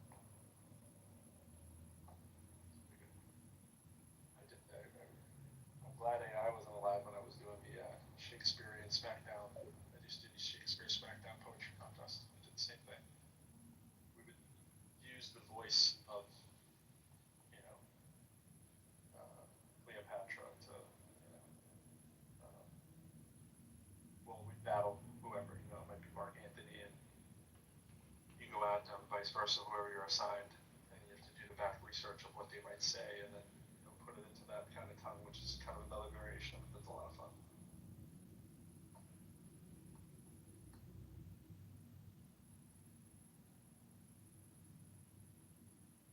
But that was a little too much.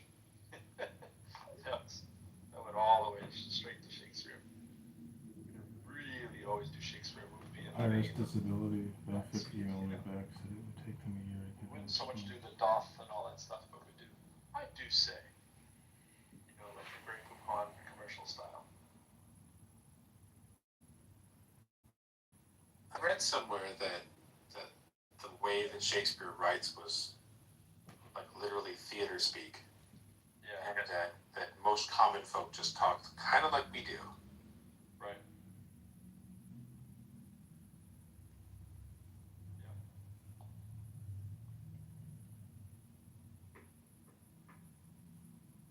I was never a huge Shakespeare fan, but I appreciated reading that kind of stuff more than I did like just history. I like the fact we'd read that and then learn about the history, then make the history come alive a little bit. But just the history by itself, I was like, why do we need to know all of these random facts? Why is this an important era in time? I was always trying to do that. But then, you sit there and you pick some stuff up.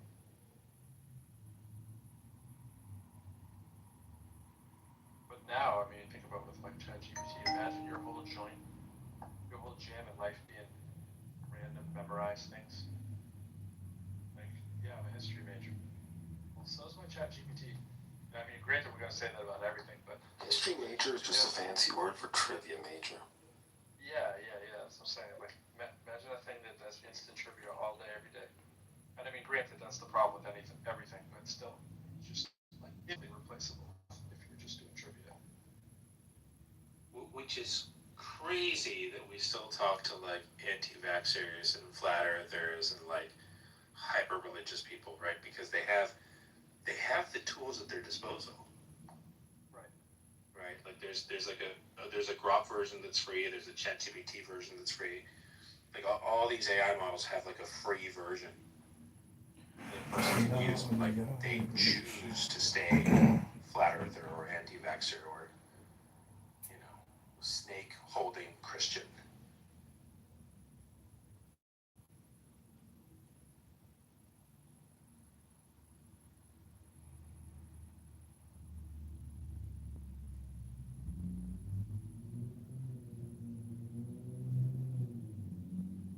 Snake holding Christian was a little redundant. They're my favorite because they like fully commit to the bit. What do you think BLR Prod 2 and 3 chances are that that's a real person? With hand raised and everything. What do you think? Let's check this out. Everybody ready? Yeah, 25 to 30.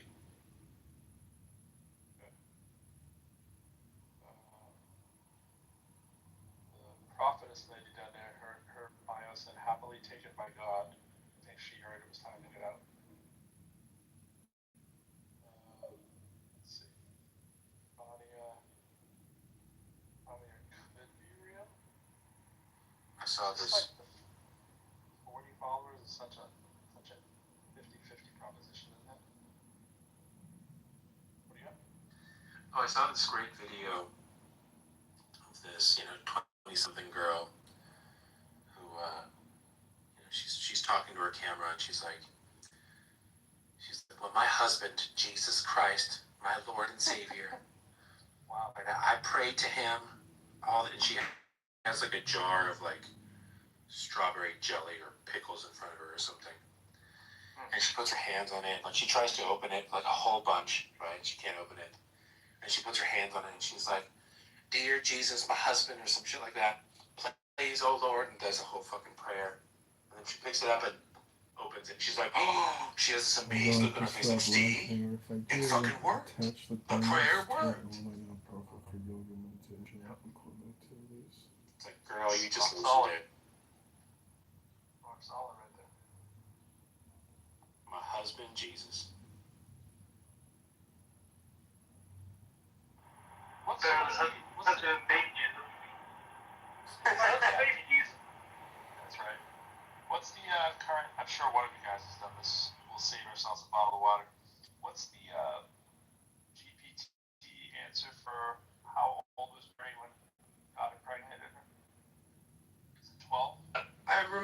it said either 12 or 14 somewhere in that, but I can ask.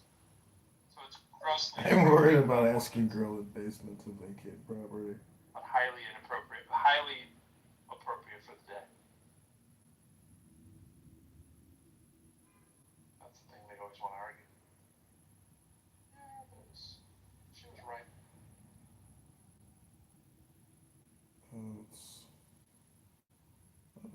She's been I would good actually tenant. say that's one of the best arguments for the Bible being She's been true. good tenant.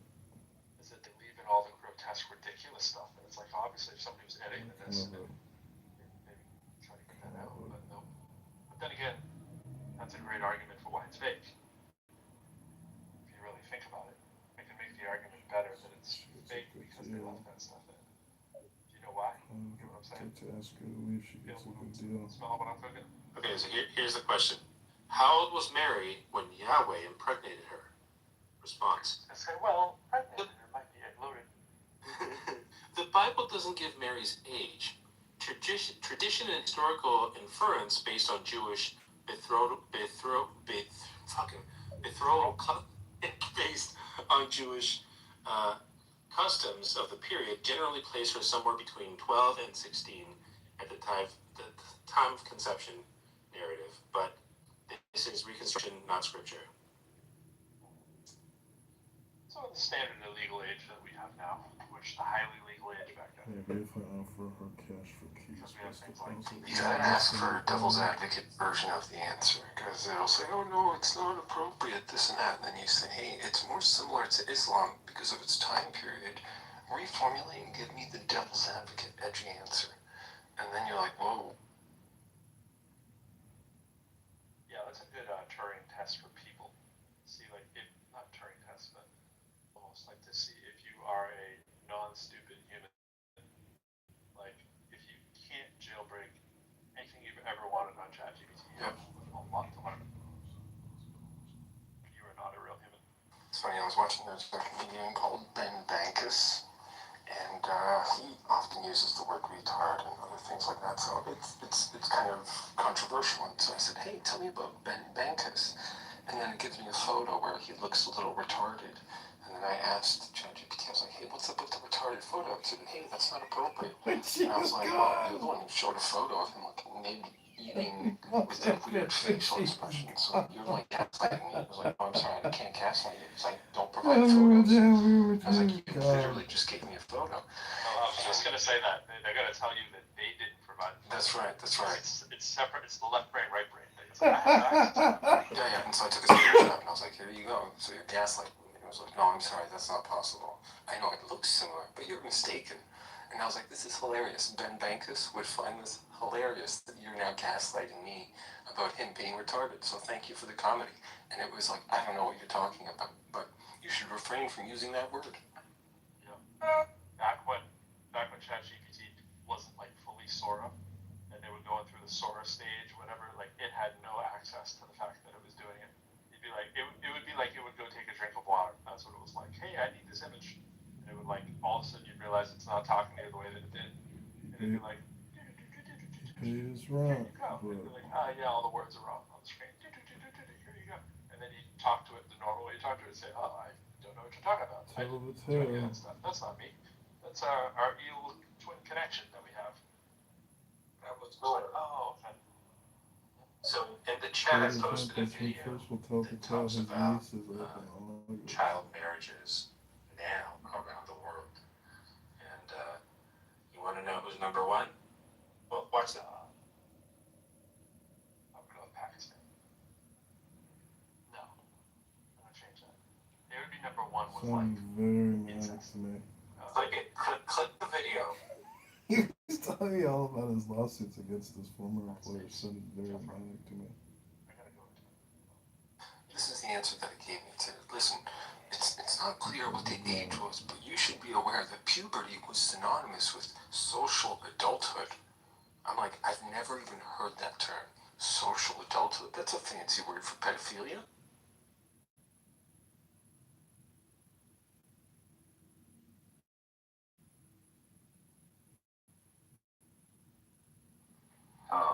What is social adulthood?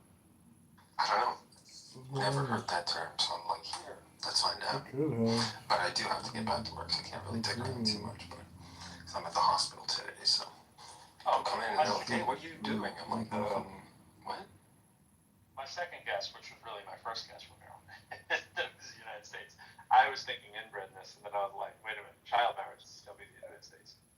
We got a whole bunch on the books. We got a whole bunch of states on the books where not only is it legal, you can be arrested for trying to get out of the marriage.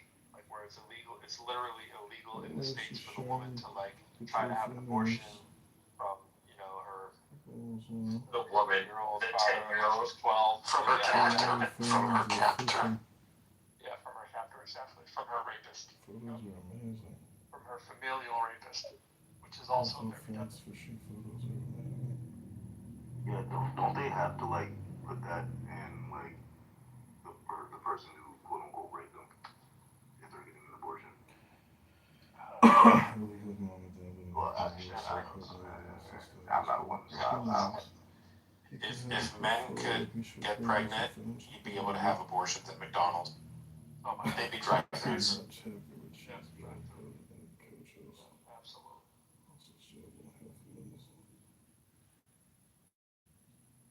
Ted Cruz would be up there talking about the virtues of abortion, freedom of a man.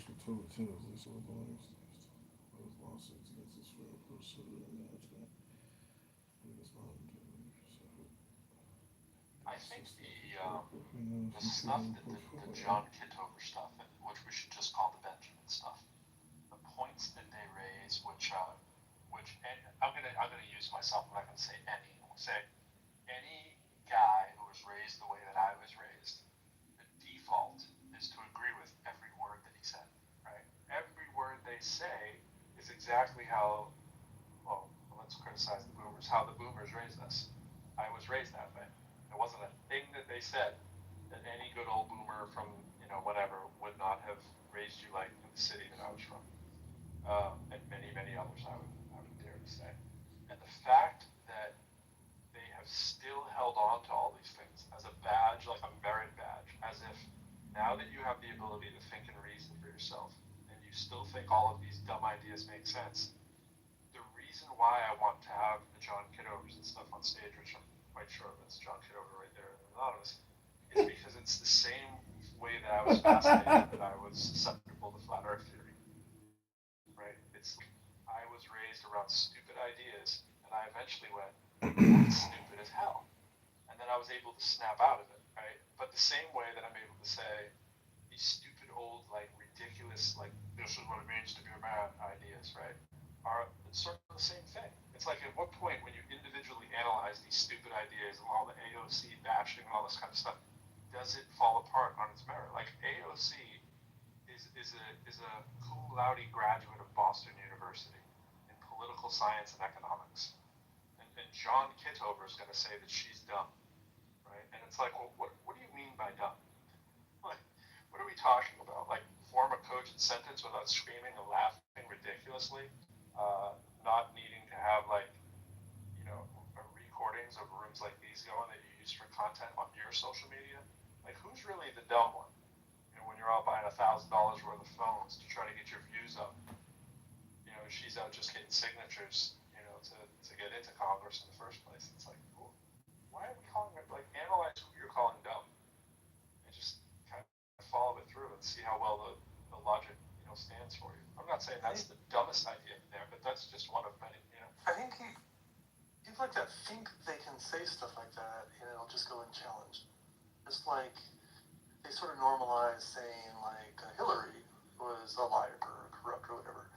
And people, it just sort of, they said it so many times that people like, they just kind of let it go. Like both of them are pretty freaking impressive, right? I don't have that many thoughts about AOC really. Like she's not my rep, but she's whenever I hear her speak, I'm kind of like, damn, I don't know, that seems smart to me. Like what? Stupid is never what comes into my mind. No, not at all. I mean, she might be a little like on whatever to one extreme of the Democratic Party, to the extent that the Democratic Party has extremes, right? But whatever. So like they just say it. So I bristled at that, and I wasn't. I think I was in the audience at the time. But then the other thing he said about her was that she seemed manufactured. Right. No, I've never met anybody in my life who feels more manufactured than John Kitover. He's manufactured himself, right? So how could he get away with saying that anyone else seems and they said some stuff about Obama, which didn't track at all. But to a certain crowd, they're just like, yeah. They won't challenge. Well, that. To me, with that, what I would heard, like to hear him challenged more when he's on the stage. Yeah, what I heard, and I was actually dying to reply, but I was dealing with my son's stuff, but I was like, oh my gosh, but I didn't want to push back though as much. I just wanted to explore why. I was in wait, like what are we saying on this one here? Like how are we saying that? Not like because I wanted them to keep going, but I came back and he was gone. I was like, damn, the whole room was gone actually, which I figured might have happened, but the what I heard with the Obama thing and the AOC, I mean, obviously both you're picking two people of color right off the rip, right? And nothing draws the ire more of that side of the party more than a woman of color, right? So it's always interesting when that just happens to be the person that you're fixated on, but you're fixated on it because the media is fixated. The media that you watch has that prejudice and bias, so of course that's going to be the person they pick up on, right? And if that is just too obvious and basic, I don't know what to tell you if you're calling them manufactured because you can't believe that they can exist on their merits only, right? Which is the same thing as the birtherism thing with Trump. It's like it's so racist on its surface level that it's hard to believe that that's all that it is. It's like, wait, am I missing something? And then you go, oh no, I'm not missing something. It's exactly what we're hearing, right? Because you're pursuing this to the end goal of I need to see your transcripts when the general belief is that you paid for people to take your SATs because you're so stupid that nobody could plausibly believe that you actually passed entrance exams and SATs and so forth and then accept the rate to get into a school like Wharton, which is no slouch school. But nothing there, nothing like that. Speaks so poorly, I can't possibly imagine him getting higher than a 400 on the verbal SAT, right? Like, where's that criticism? He picked out the squirrel. Right. What was it? What was it on the test to find out if you have Alzheimer's? Is that what How smart you are? The smart test. I got tested 3 times just last year. That's a why. Why are you getting tested 3 times? That's a problem, right? This happens all the time. If this happened to Biden, they would. So he went in for an MRI. He said, I went in for a routine MRI. There's no such thing as a routine MRI. Right. You don't get screened just for the hell of it with MRI. Right? Literally never happens. There's no such thing as so they're looking for something. They suspect something. That's what MRIs are for. Not quite, not always. There are situations where, if you have the money, you're going for a longevity clinic. They do those yearly. And then it's more like. That doesn't make any sense. But if you're over, I do it. If you're over, I do it. I literally do it. So it makes more sense. But if you're over 80 and your team is asking you to do an MRI, Yeah, no, I sort of like the idea of MRI in the body, just for historical, for archival purposes. But the thing is, it doesn't tell you much, because when you do an MRI, it's not just taking a photo. MRIs are modulated to look for very specific things. So when you have an MRI, you can MRI your ankle and looking for one thing, and it'd be like, can you tell me something else? And it'd be like, well, no, if I want to answer that question, I got to do another MRI. Why is this the ankle? I just did the ankle. No, but what you're asking for is a different program. Yeah, I think they're not like photos. I think it could be normal, just not routine. Well, I'm not saying it's like an emergency or anything. Yeah, it's nothing crazy. I'm sure he has more access to MRIs than most of us, but you don't go get an MRI unless there's a clinical reason to do it. Because you have to tune the MRI to look for something.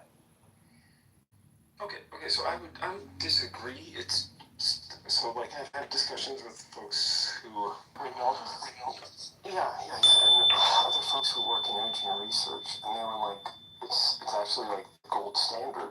The only problem is not it's not feasible for most people because of the limited access of radiologists and all these things. So to get someone to give you a scan that actually, as you said, that is appropriate for you, you probably want to have whole exome sequencing. You probably also want to have all these other tests so that the radiologist can most hone in on risk factors. And so in those situations, it is kind of useful. So I have to go. Give me a second. You always know when someone's watch friendly after this, so.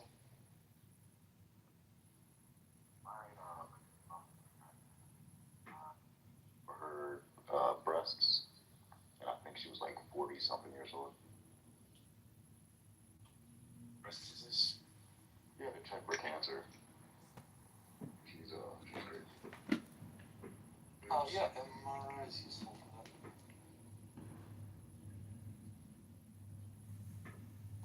When they do an MRI, they're basically poking you with some magnetic field, and they're tuned to jiggle certain molecules.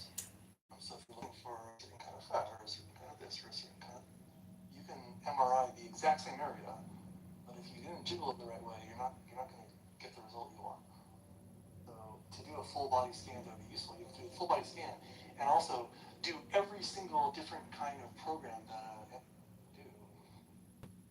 And then a lot of these have special like physical attachments, because if you're going to do the knee, you got to put on the knee thing. If you're going to do the ankle, you got to put on the ankle thing. So yeah, it's not a routine thing. I dig the idea. I think we should have more like images. If CTs didn't cause cancer, I would say everybody should do a CT all the time. But doctors are careful about it. You only do a CT if it's worth the risk of the radiation exposure. If the benefit outweighs the risk. But MRIs are different that way because they don't cause harm.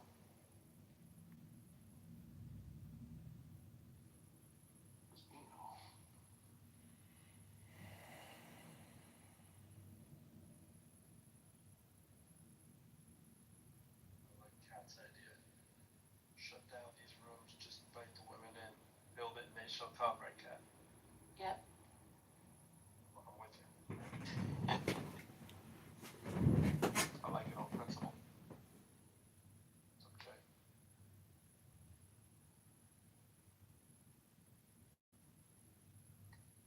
Oh, man. I don't care, do you?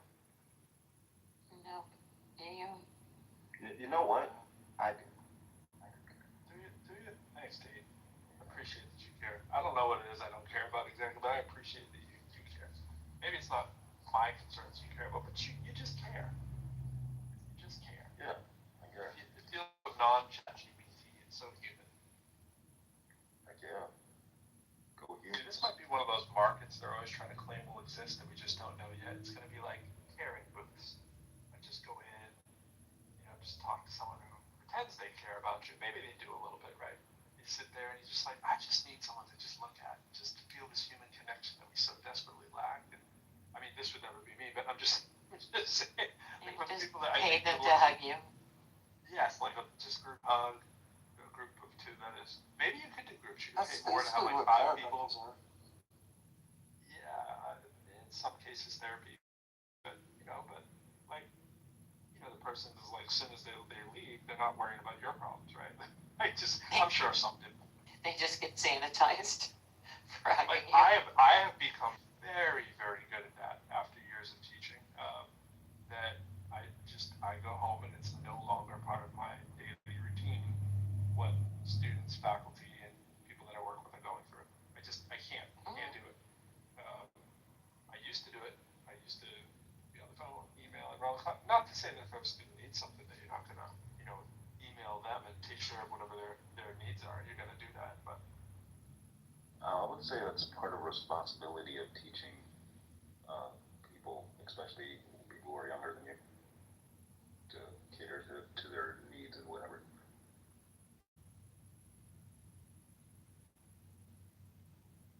Otherwise, you're going to have a world full of adults, shitty adults.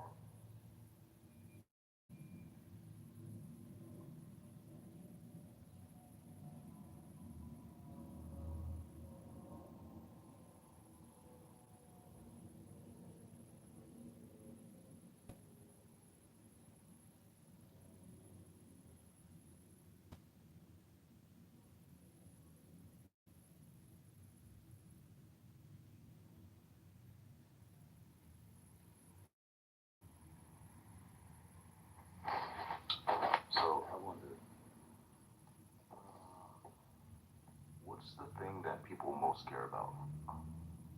Oh, never mind. I was back. Yeah, they're filming a movie here in Toronto, and it's right outside the animal hospital, so that was fun.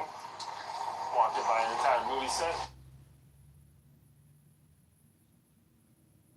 Are you checking on your chickens?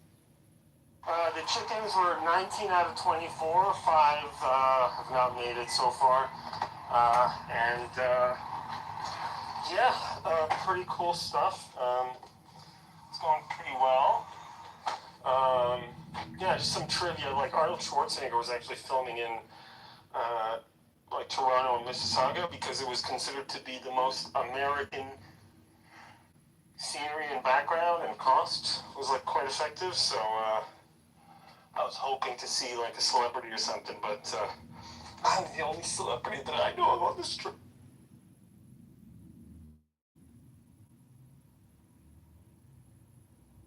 But yeah, the MRI conversation, it is like the... What the hell? That's always happening. Hold.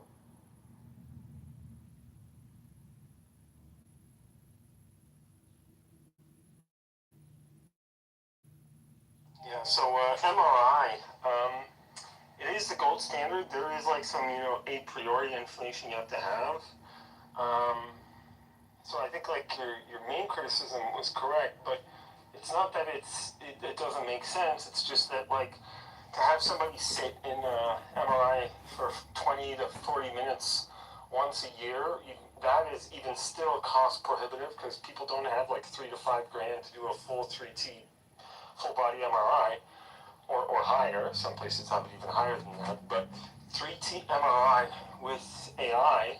The person who used to work at Google Translate was the one who enhanced like the MRI algorithms, and so they can do without contrast medium, so you don't have to consume that dye, and they can detect like microtumors and clotting and other things like that. So they can do quite a lot just diagnostically.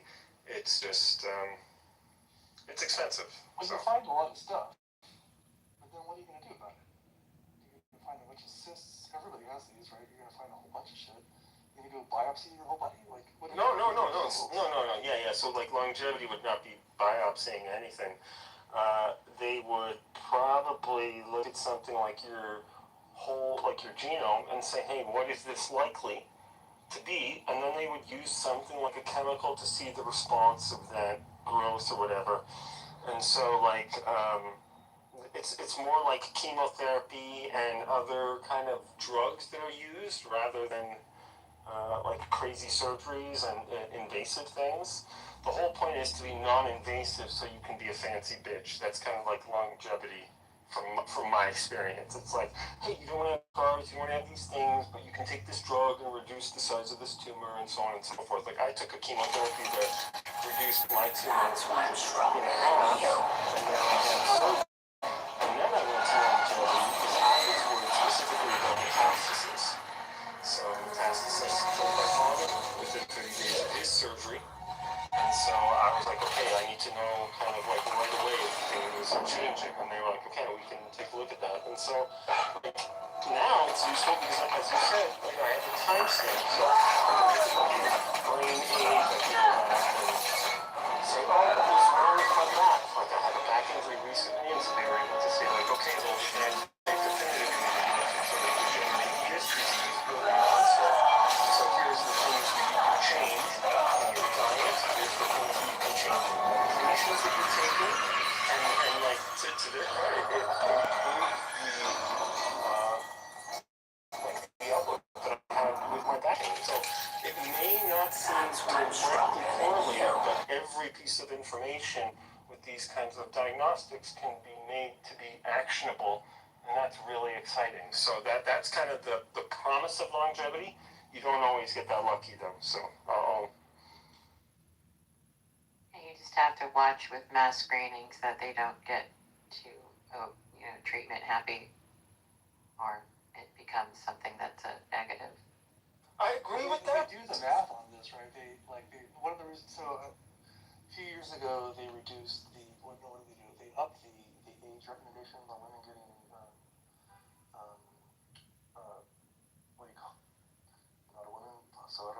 Mammogram? Mammogram? And my wife was really upset with that, by the way. But they, what they try to do is the math. Like, well, for every, and I know they do this with like prostate exams and stuff for men too. Like, for every time you do a screening, you're going to get a certain number of false positives. Right. False positives are going to get some follow-up treatment, maybe biopsies.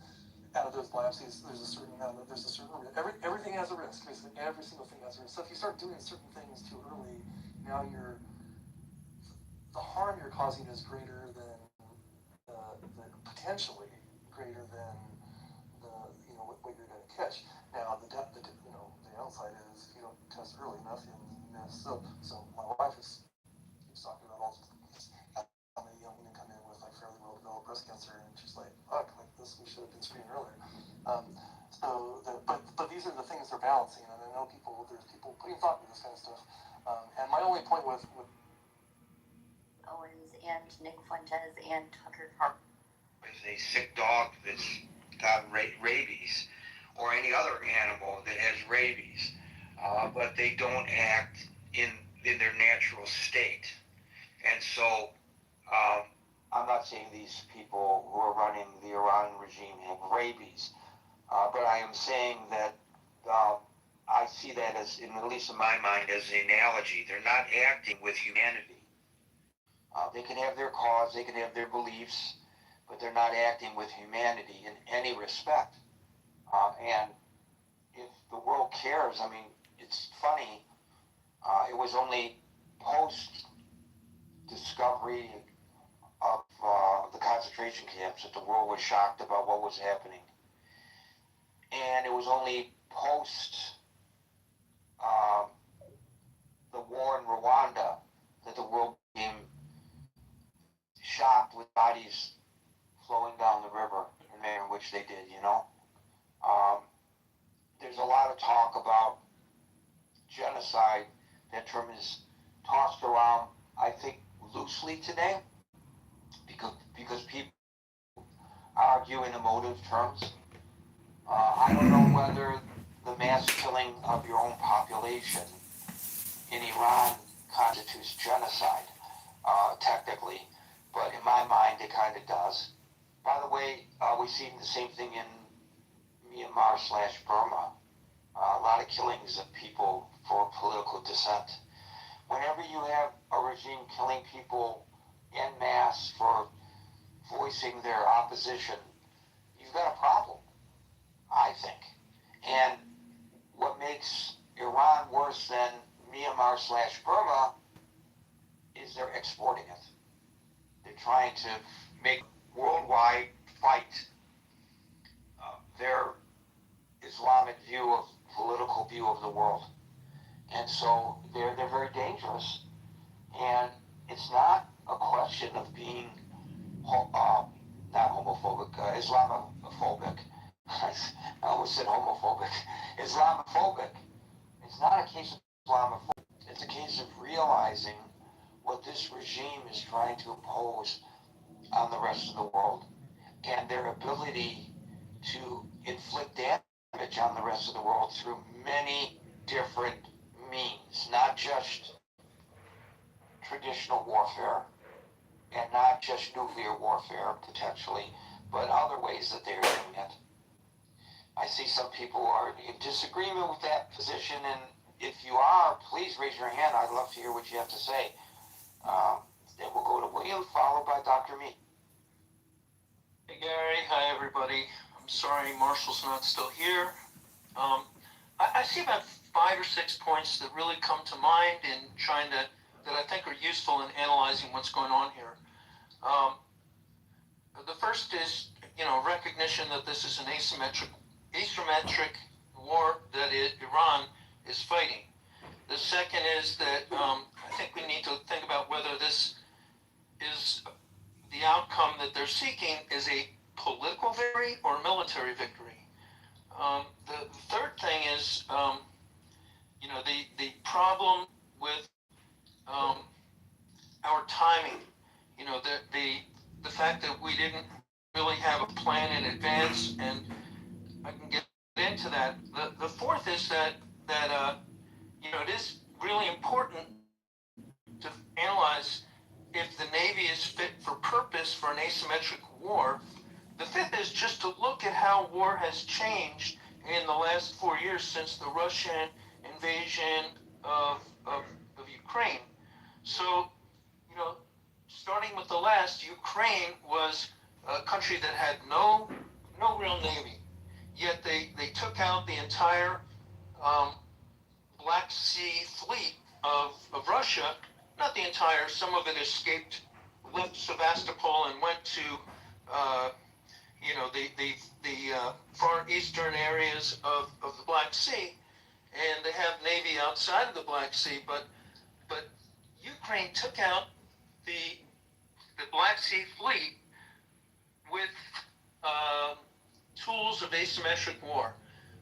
They got a few missiles from Europeans and the United States. They used some man pads and things like that against their air force, and they the Moskva, the flagship warship, with like some kind of harpoon missile or something like that, and the developments in Ukraine in the last 4 years are phenomenal in looking at what are we doing here with fighting an asymmetric war with Iran. Because there is, when you look at a navy,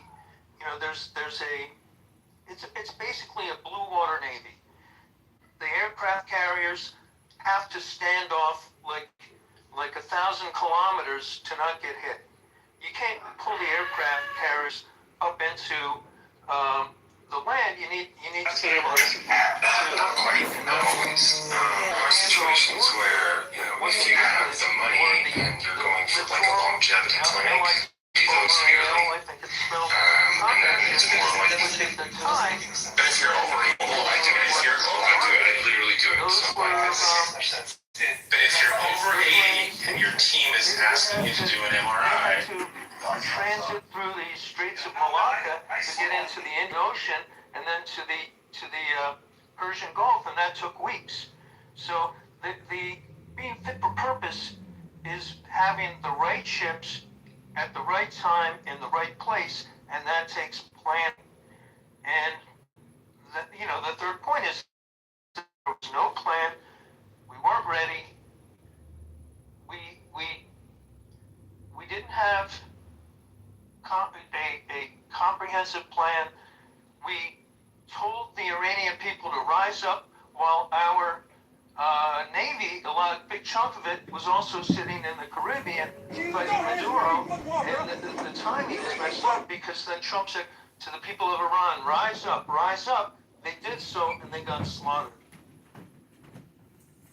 So you're having, serious timing issues. You have serious civilian leadership issues where you have a mid-level junior officer as Secretary of Defense, or as he likes to call it, Secretary of War, and that's a recipe for disaster. And then you have the problem is that our Navy is fit for the purposes of deep water blue Navy standoff warfare, but we did not develop the drone capabilities, the small boat capabilities, the type of capabilities to fight an asymmetric war where the opponent does not have a blue water navy. The ships that were sunk in Bandar Abbas were old junkers. What we didn't hit were the fast speedboats, which were in the caves. We didn't take out the shaheeds, which were hidden away in caves, or the missiles, which are in various silos up in the mountains. So we didn't hit those things, and having a plan to deal with it. It was known well in advance when it was gamed out, as Marshall was talking about, that the Straits of Hormuz would get closed. So we needed to have some sort of response ready to deal with that closure. And right now, it seems like we're just negotiating to get to status quo ante from before the war was started, so that we can, I think the Iranians have no motivation. They have won their political victory, and they were never going to stand and fight us military to military, because that was never in the cards for them. But they were prepared, and they did prepare for years to deal with a potential attack from the United States, or the United States and Israel. And there was some benefit and effect to taking out the war-making capabilities to some extent last June, was it last summer? But after that, there was no real plan to have a comprehensive regime change war that would deal with the asymmetric capabilities of the enemy, and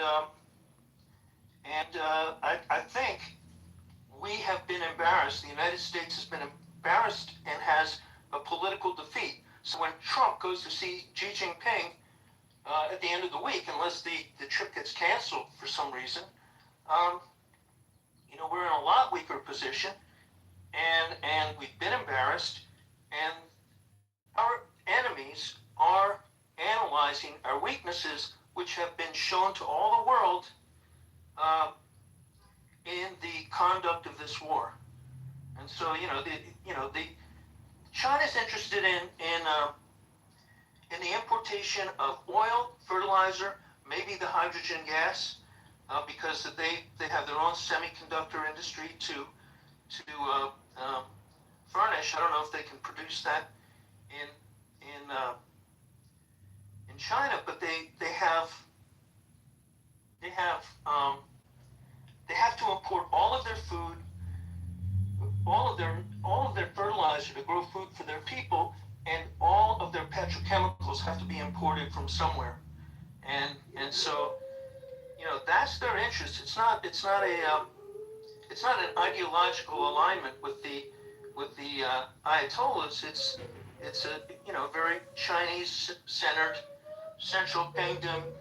We need what we need, and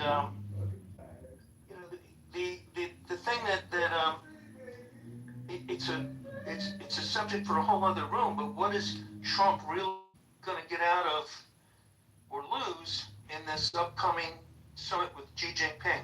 And there's a lot of dangers there. So I think we've had a political defeat. Even if we can get the straits back open, we've shown the weaknesses of our Navy to some extent, but more so not just our Navy being fit for purpose, but our leadership being fit for purpose. And the civilian leadership, not the military leadership. The military leadership is great, although it's been purged. So those are my thoughts. So you put a lot of emphasis on asymmetric warfare and on the Navy in particular, and maybe in this conflict that makes a lot of sense to put most of our marbles into the naval vessel and just focus on that. But in reality, history has shown, and I am not a military historian, but history has shown that asymmetric warfare has to be met with a different set of rules and the norms.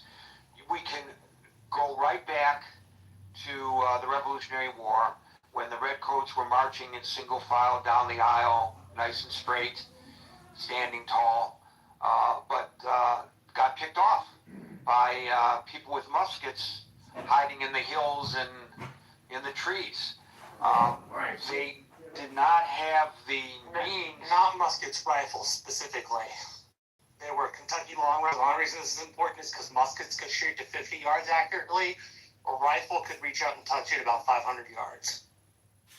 Okay, that doesn't change my point though, right? It just means I was inaccurate in my description. So thank you for that. So they were using muskets. I was always told muskets. I guess I should not have listened to those people who have said muskets. They were using Kentucky rifles. Regardless, the point is that they were marching, single file and got picked off because they did not have the ability of pivoting to meet the asymmetric nature of the enemy. Same thing happened to the Russians in Afghanistan. The same thing happened to the Americans in Vietnam. We are a nation and the Western world as a whole of rules, and we believe in following the rules, and we believe that if we diverge from the rules, that there are consequences to be paid for that, and so therefore, for fear of court-martial or worse, we follow the rules. But sometimes following the rules works to our disadvantage. I'm not suggesting that the United States should commit war crimes. I am suggesting that the United States has to follow certain rules that sometimes our enemies do not. And so it makes it difficult. It's a handicap. It's like being on the golf course and handicapped. There's a handicap to fighting wars in the traditional way, following the rules, when your enemy does not. And so I think William is right in his assessment that we were ill prepared for certain aspects of this. The fast boats alone are a real problem. How is it that our Navy is unable to open up the Strait of Hormuz? The United States Navy can't keep the Strait of Hormuz open. How is that possible? We have the overwhelming firepower, and yet the Strait of Hormuz remains closed. You cannot count on Iran to follow the rules. Not when it comes to military, and certainly not when it comes to diplomacy. They are, once again, the biggest exporter of terrorism in the world. Why would you trust them to play by any rules or in a fair manner? You can't. And I don't know whether we, within the legal constraints, I don't know anything about the Military Code of Justice, but I don't know whether we, under the legal constraints that we must follow, are adept anyway at dealing with these issues. You are correct about the Navy. I listened to Anson, and I felt this long before Anson was active in this forum. For folks who don't know, Anson is a retired nuclear submarine captain who's a bit of a curmudgeon and really critical of the Pentagon and the Navy for not keeping up, and he's given us facts and figures about the number of gray holes that have been pulled into dry dock for repairs and never returned to service because of a lack of staffing to repair them and the lack of parts to repair them. So there they sit when they should be on the high seas. And so he says it's a critical issue, and I don't doubt it. He's no longer participating in the Critical Thinking Forum because he doesn't like the way it's moderated, and that's his prerogative. But I took counsel in much of what he said, and in that I think that what William is saying pretty much parrots what I think we would hear from Anson today. Thank you. Can I just say something? It's not the rules, because the Ukraine didn't follow the rules by the kind of paradigm that you presented. The Ukraine fought an asymmetric war and Right. held the Russians. Right, but I say specifically the United States follows the rules. But no. Ukraine and the United States try to follow the same rules, but when you're presented with an asymmetric situation, then you have to deploy the right kind of equipment to address that situation. So that what we didn't do is we didn't learn from the recent history of warfare and how naval warfare has changed as a result of the development of different types of missiles and drones that can be deployed from land.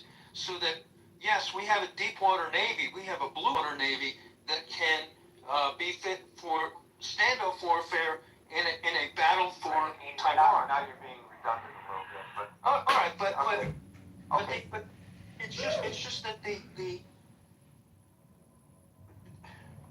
it's not the number of ships; it's having the right equipment to go use them. Okay, thank you. And I'm certain that the eggheads at the Pentagon have been sounding this warning prior to the advent of Donald Trump in the Oval Office. I'm sure this has been a long-standing issue, and I'm sure money is probably one of the impediments to having The drones upgraded. are cheap. The drones are relatively cheap.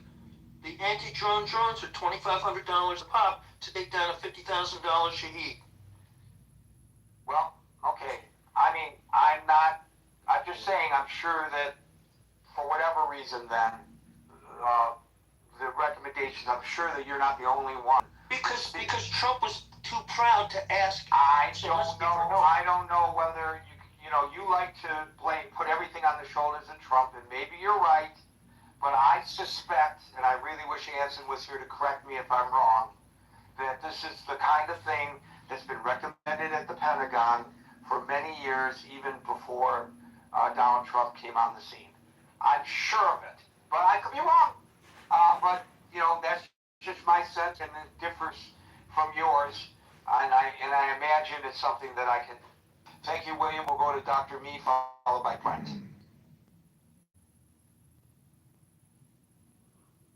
Doctor. Yes, sir. So, good evening after a long time. I know it's getting late for you also, so I will make sure that I don't take more time. Okay. First thing is that if you don't learn from history, history repeats. Exactly this is what is happening. America has waged so many wars, right? Of course, the First World War, Second World War.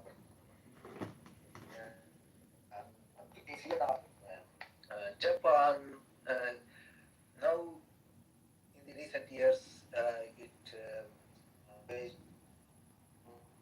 wars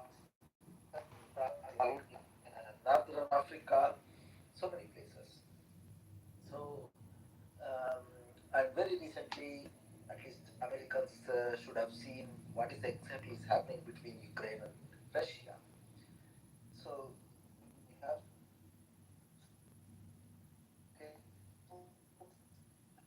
and like Dr. Me, we can't hear you, buddy. We can't hear you. You're breaking up way too much. It's impossible to hear you. I didn't remove you because of what you were saying. I removed you because we couldn't hear what you were saying. Brent, followed by Merrill. So I think it's important to back this up and understand what sort of a colossal policy failure this is. It was the previous Trump administration who decided to leave the JCPOA.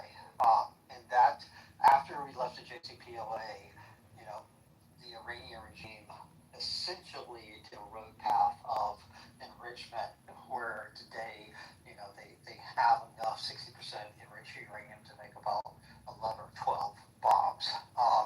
So, that decision put the Iranian state on the brink of a nuclear weapon. Then we went to conflict with Iran, and it seemed like the basic logic was maybe that they just need a little push, and the people would rise up and there'd be a regime change. Well, that didn't happen. You now have a regime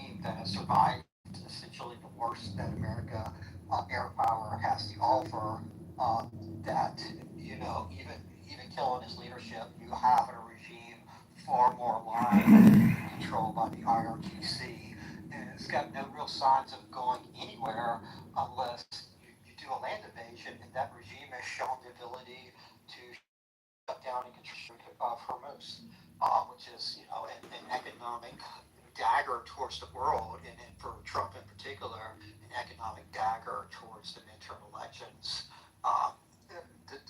Towards the midterm elections. I think we're in a very weak position vis-a-vis Iran, and you essentially have two choices. You can either A, negotiate, and you're going to come out with an agreement much more weaker than JCPOA. They're not going to agree to those same terms again. They would be crazy to do. We're going to give them billions of dollars. We're going to do the same thing that Trump criticized the Obama administration. Or you're going to have to actually prosecute a war for regime change and all the problems that entails with the popular rule of See if I can get senators breaking sponsored fixing. ending So microchip quotes. I just think, as those negotiations have failed and as we are apparently getting ready to start more conflict, that is worth noting just what a colossal policy blunder this has been. Thank you, Brent. To the previous caller, William, I've done a little bit of research. Once again, I put an asterisk because this is a very short synopsis of things that I've been able to look at with regard to this situation. From as best as I can reckon from going through a few sites here, the pivoting to preparing the U.S. Navy for asymmetric warfare began after the attack on the USS Cole and after the 9/11 attacks. So it dates back that far that they started to pivot towards what we commonly call drones. They have another term for them, but we will just use the term drone because we're talking among ourselves, not among military geeks. And other means of asymmetric warfare that can be put into our naval arsenal. But, government, the military, shifting, it moves slowly. And, but the start of this began before Trump became president the first time. And it was accelerated and since Trump came back into office. It's a program that has accelerated under his watch. So I think there's, you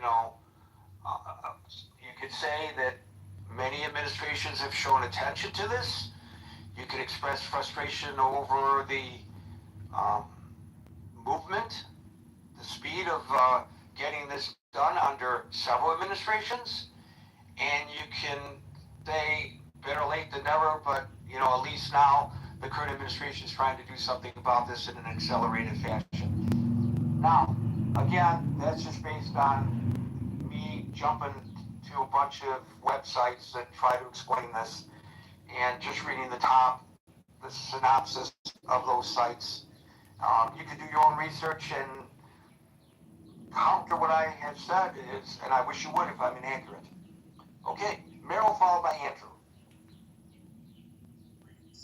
Questions as I have opinions. I don't see, I think it's pretty apparent that we didn't achieve what Trump said we were going to achieve. We didn't meet the goal. I'm not even sure, I'm not sure that I believe he knew we couldn't. I think that he was given advice that he rejected.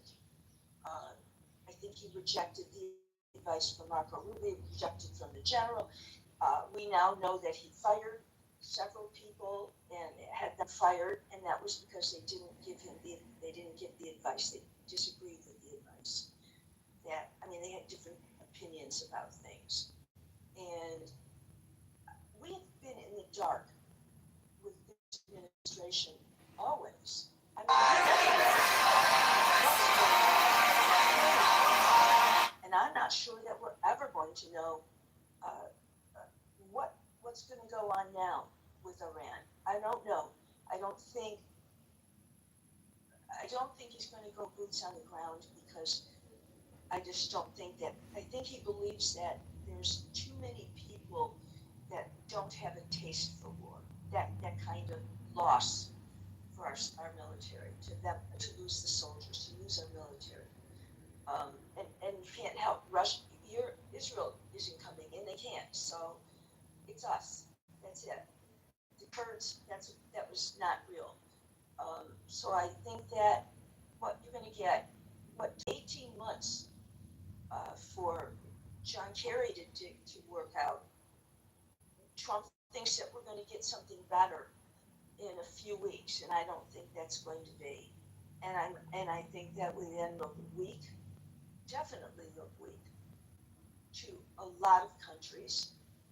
But I have other concerns too. I'm looking in the bigger picture. And what have we become? What are we becoming? We're partnering with Russia. It appears that we're not going to help Ukraine. We're partnering with Gulf countries and not rejecting all of the certain European countries. And I don't know. The man gently places the armor on his thigh. The next second, the remaining pieces seem to be summoned, and all of them automatically attach to his body. Fortunately, the armor protects him, so he is not injured. But suddenly, countless memories he has never seen before flood into his mind, violently crashing into his consciousness. Luckily, his wife notices something is wrong in time, and quickly helps him climb out of the well. But when the man tries to take off the armor, he realizes that every piece seems to be embedded into his skin. No matter what he tries, he cannot remove the armor, with no other choice. He can only put on a loose coat over it. Then he accompanies his wife to the hospital for a prenatal checkup. Although the nurse keeps praising that the baby is very healthy, in the man's eyes, the scene is completely different. Even though the scene in front of him is terrifying, the man does not pay much attention to it. He only thinks it is a hallucination caused by recent exhaustion. But what he does not know is, just when he falls into a groggy sleep, a pair of black hands suddenly reaches toward his head. Luckily, the noise downstairs wakes him up in time. He quickly wakes his wife, and they go downstairs to check what happened. But when his wife turns on the light, they are shocked to find a strange creature standing in the corner. Before they can even react, an even more terrifying monster suddenly appears behind them. The man gently places the armor on his thigh. The next second, that stupid talk always was. I resented terribly when he told the Iranian people, stand up, we're coming, we're there for you. We weren't. We just were. You can't tell people that don't have weapons, they don't have the ability, and we're saying we're going to be there to help you. I ache for them. I ache for them because I think they're going to kill me even more now. I think that they are even more vulnerable.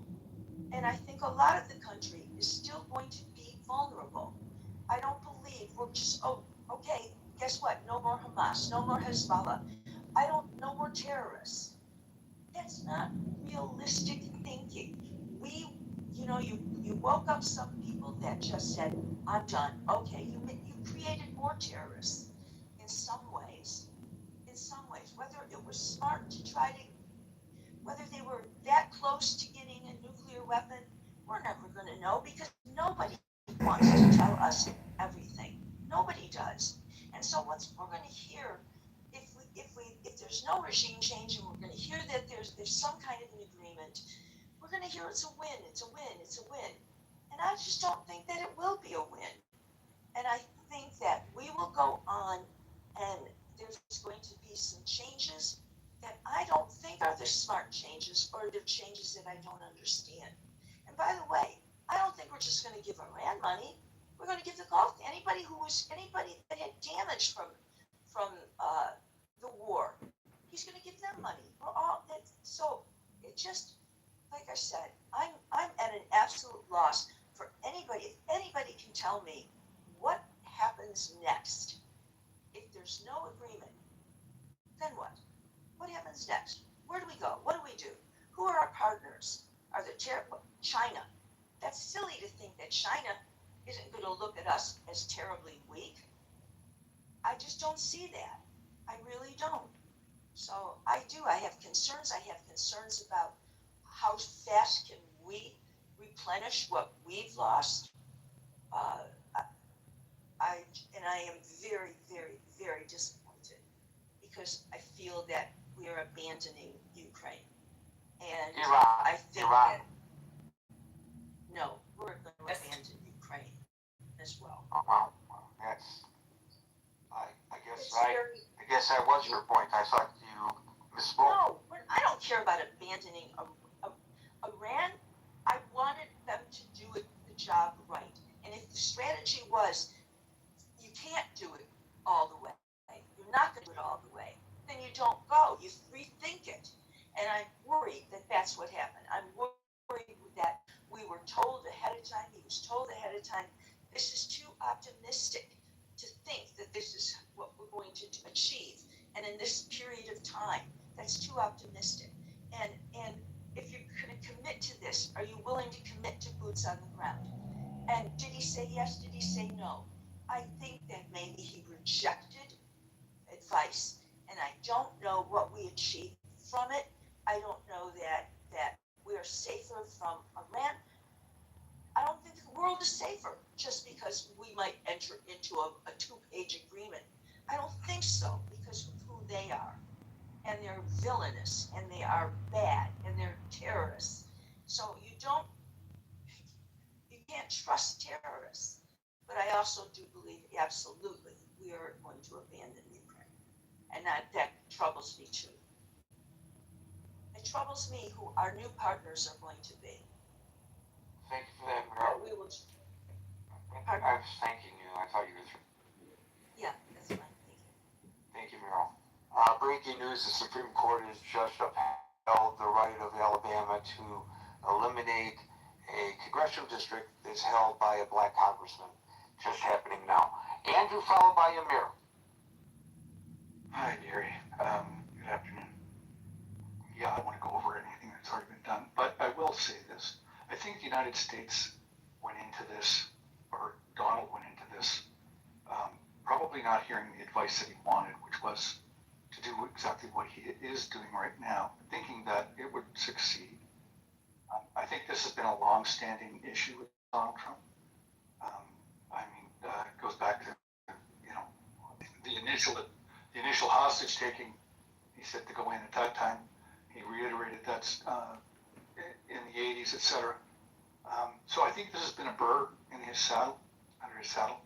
But as much as the United States wargamed this, let's remember that the Iranians must have wargamed it too.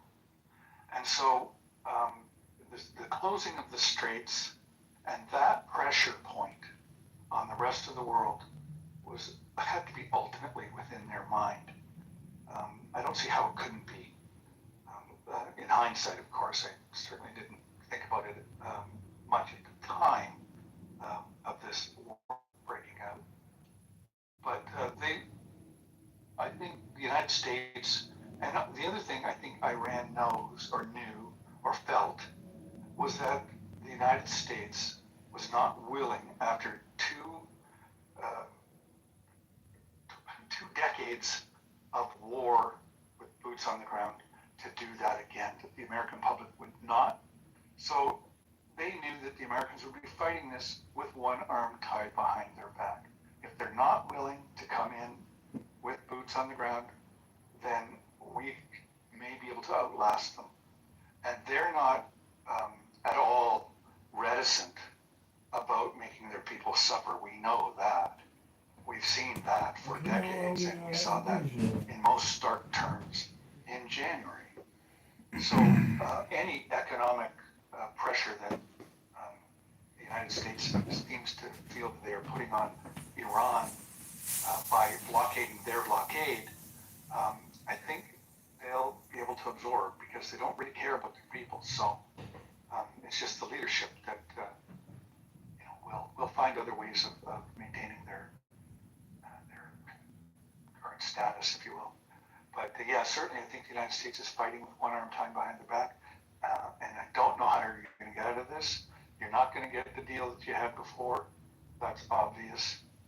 The Iranians do not take Donald Trump at his word or seriously. I do not think. So I don't know what kind of leverage the United States has. And any outcome going forward has empowered Iran. They're stronger now in many ways than they were before because they realize through this exercise just how critical that strait is at this point in time anyway. If the Saudis and the other Arab emirates around the Gulf can move their oil onto land and through pipelines away, then that will certainly lessen that stranglehold.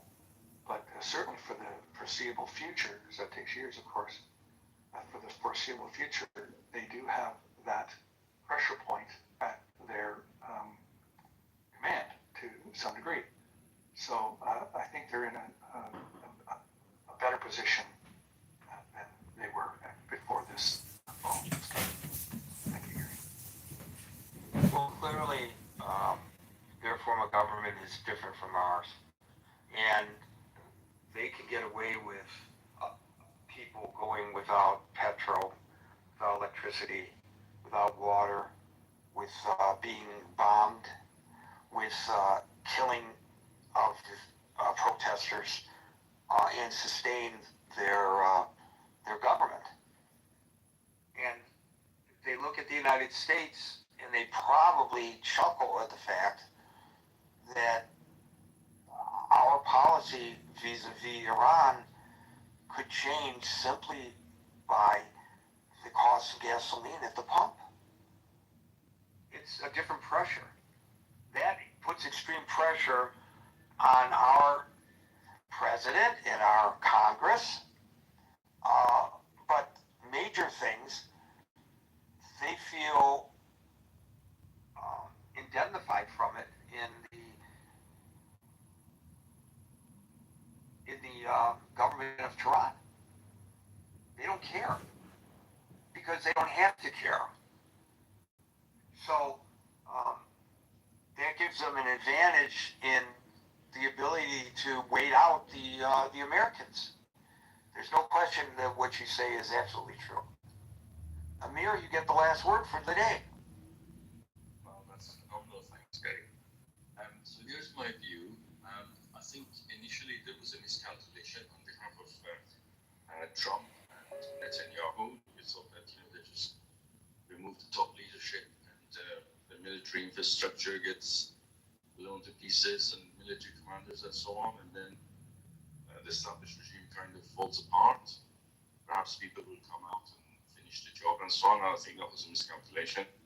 Clearly, it didn't work like that. So they had the negotiations in Pakistan. That didn't work. And now we have the Strait of Hormuz. I don't want to go over all these things that you've already covered.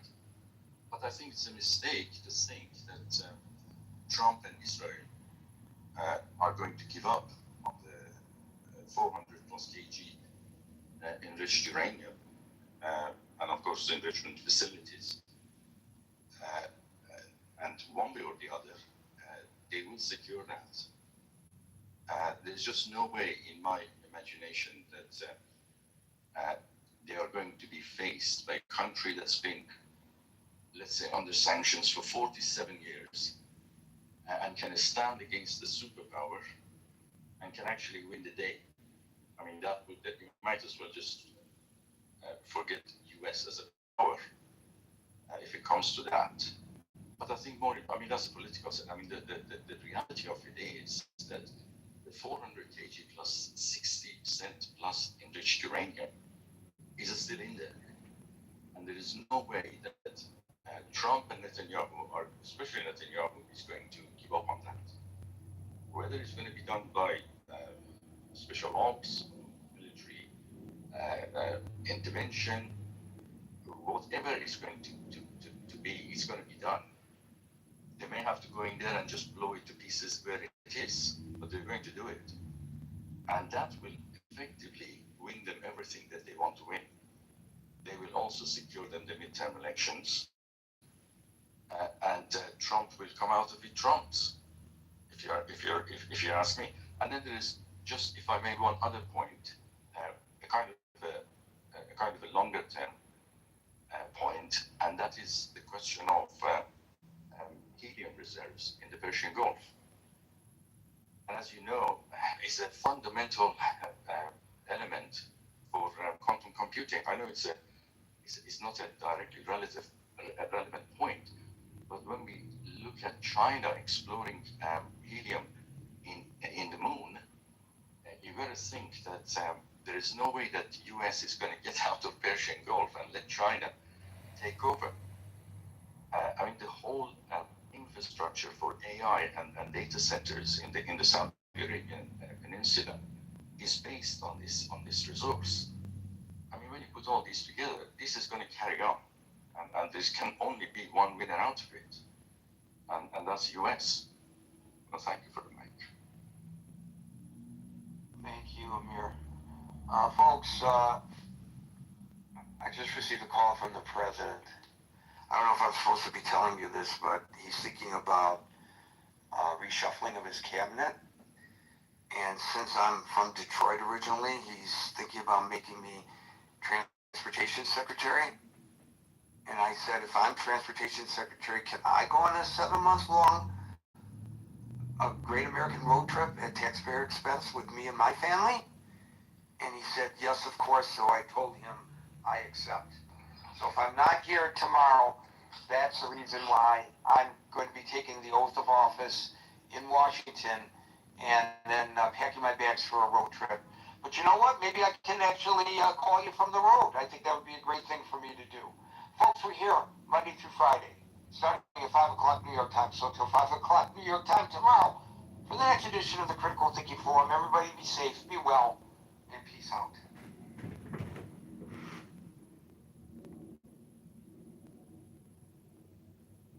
I can't believe they put Bane on the screen. Again. Do you realize the second time they put Bane? Version of Bane. I think they have a female version. What would her name be?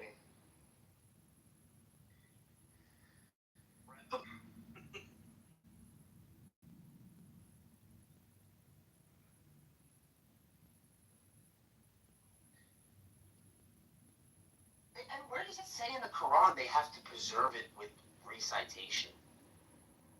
Oh, singing and memorizing it? They don't. It doesn't say that. Oh, that's a good question. I don't think I've ever heard saying that they should all learn to memorize it. Yeah, that doesn't make any sense. Like, I can imagine that there's like some verse that says like keep these teachings in your mouth, right? That would like make sense. well, yes. But then like if I were honest, I'd be like you're being hyper literal and you're being dumb. Like that's a metaphor that's saying you should know them well, not that you should recite them.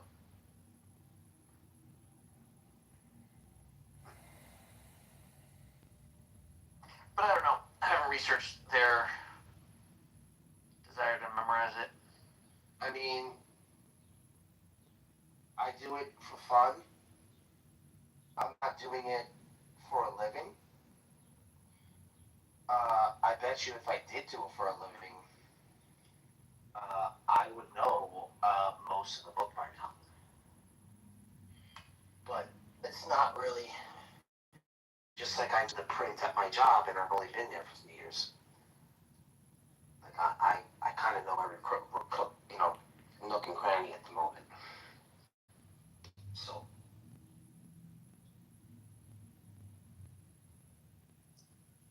Ramen was my job.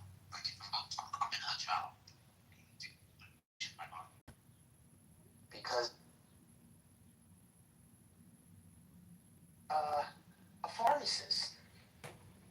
pharmacist is gonna know compounds. Wait, dude, chill. Just have a conversation. Don't worry about it. Who's first, who's second, who's third. I don't care. Like Finley, go ahead. I didn't mean to cut you off. No, you good. What's I just point out. Aaron is on third. Who's on third? Rich, the beautiful PTR was No, I don't know who's on third. It was commissioned by me to Nate. Nate painted that for me and my lovely wife. That commission just want to point it out. Yeah, you're supporting the LGBT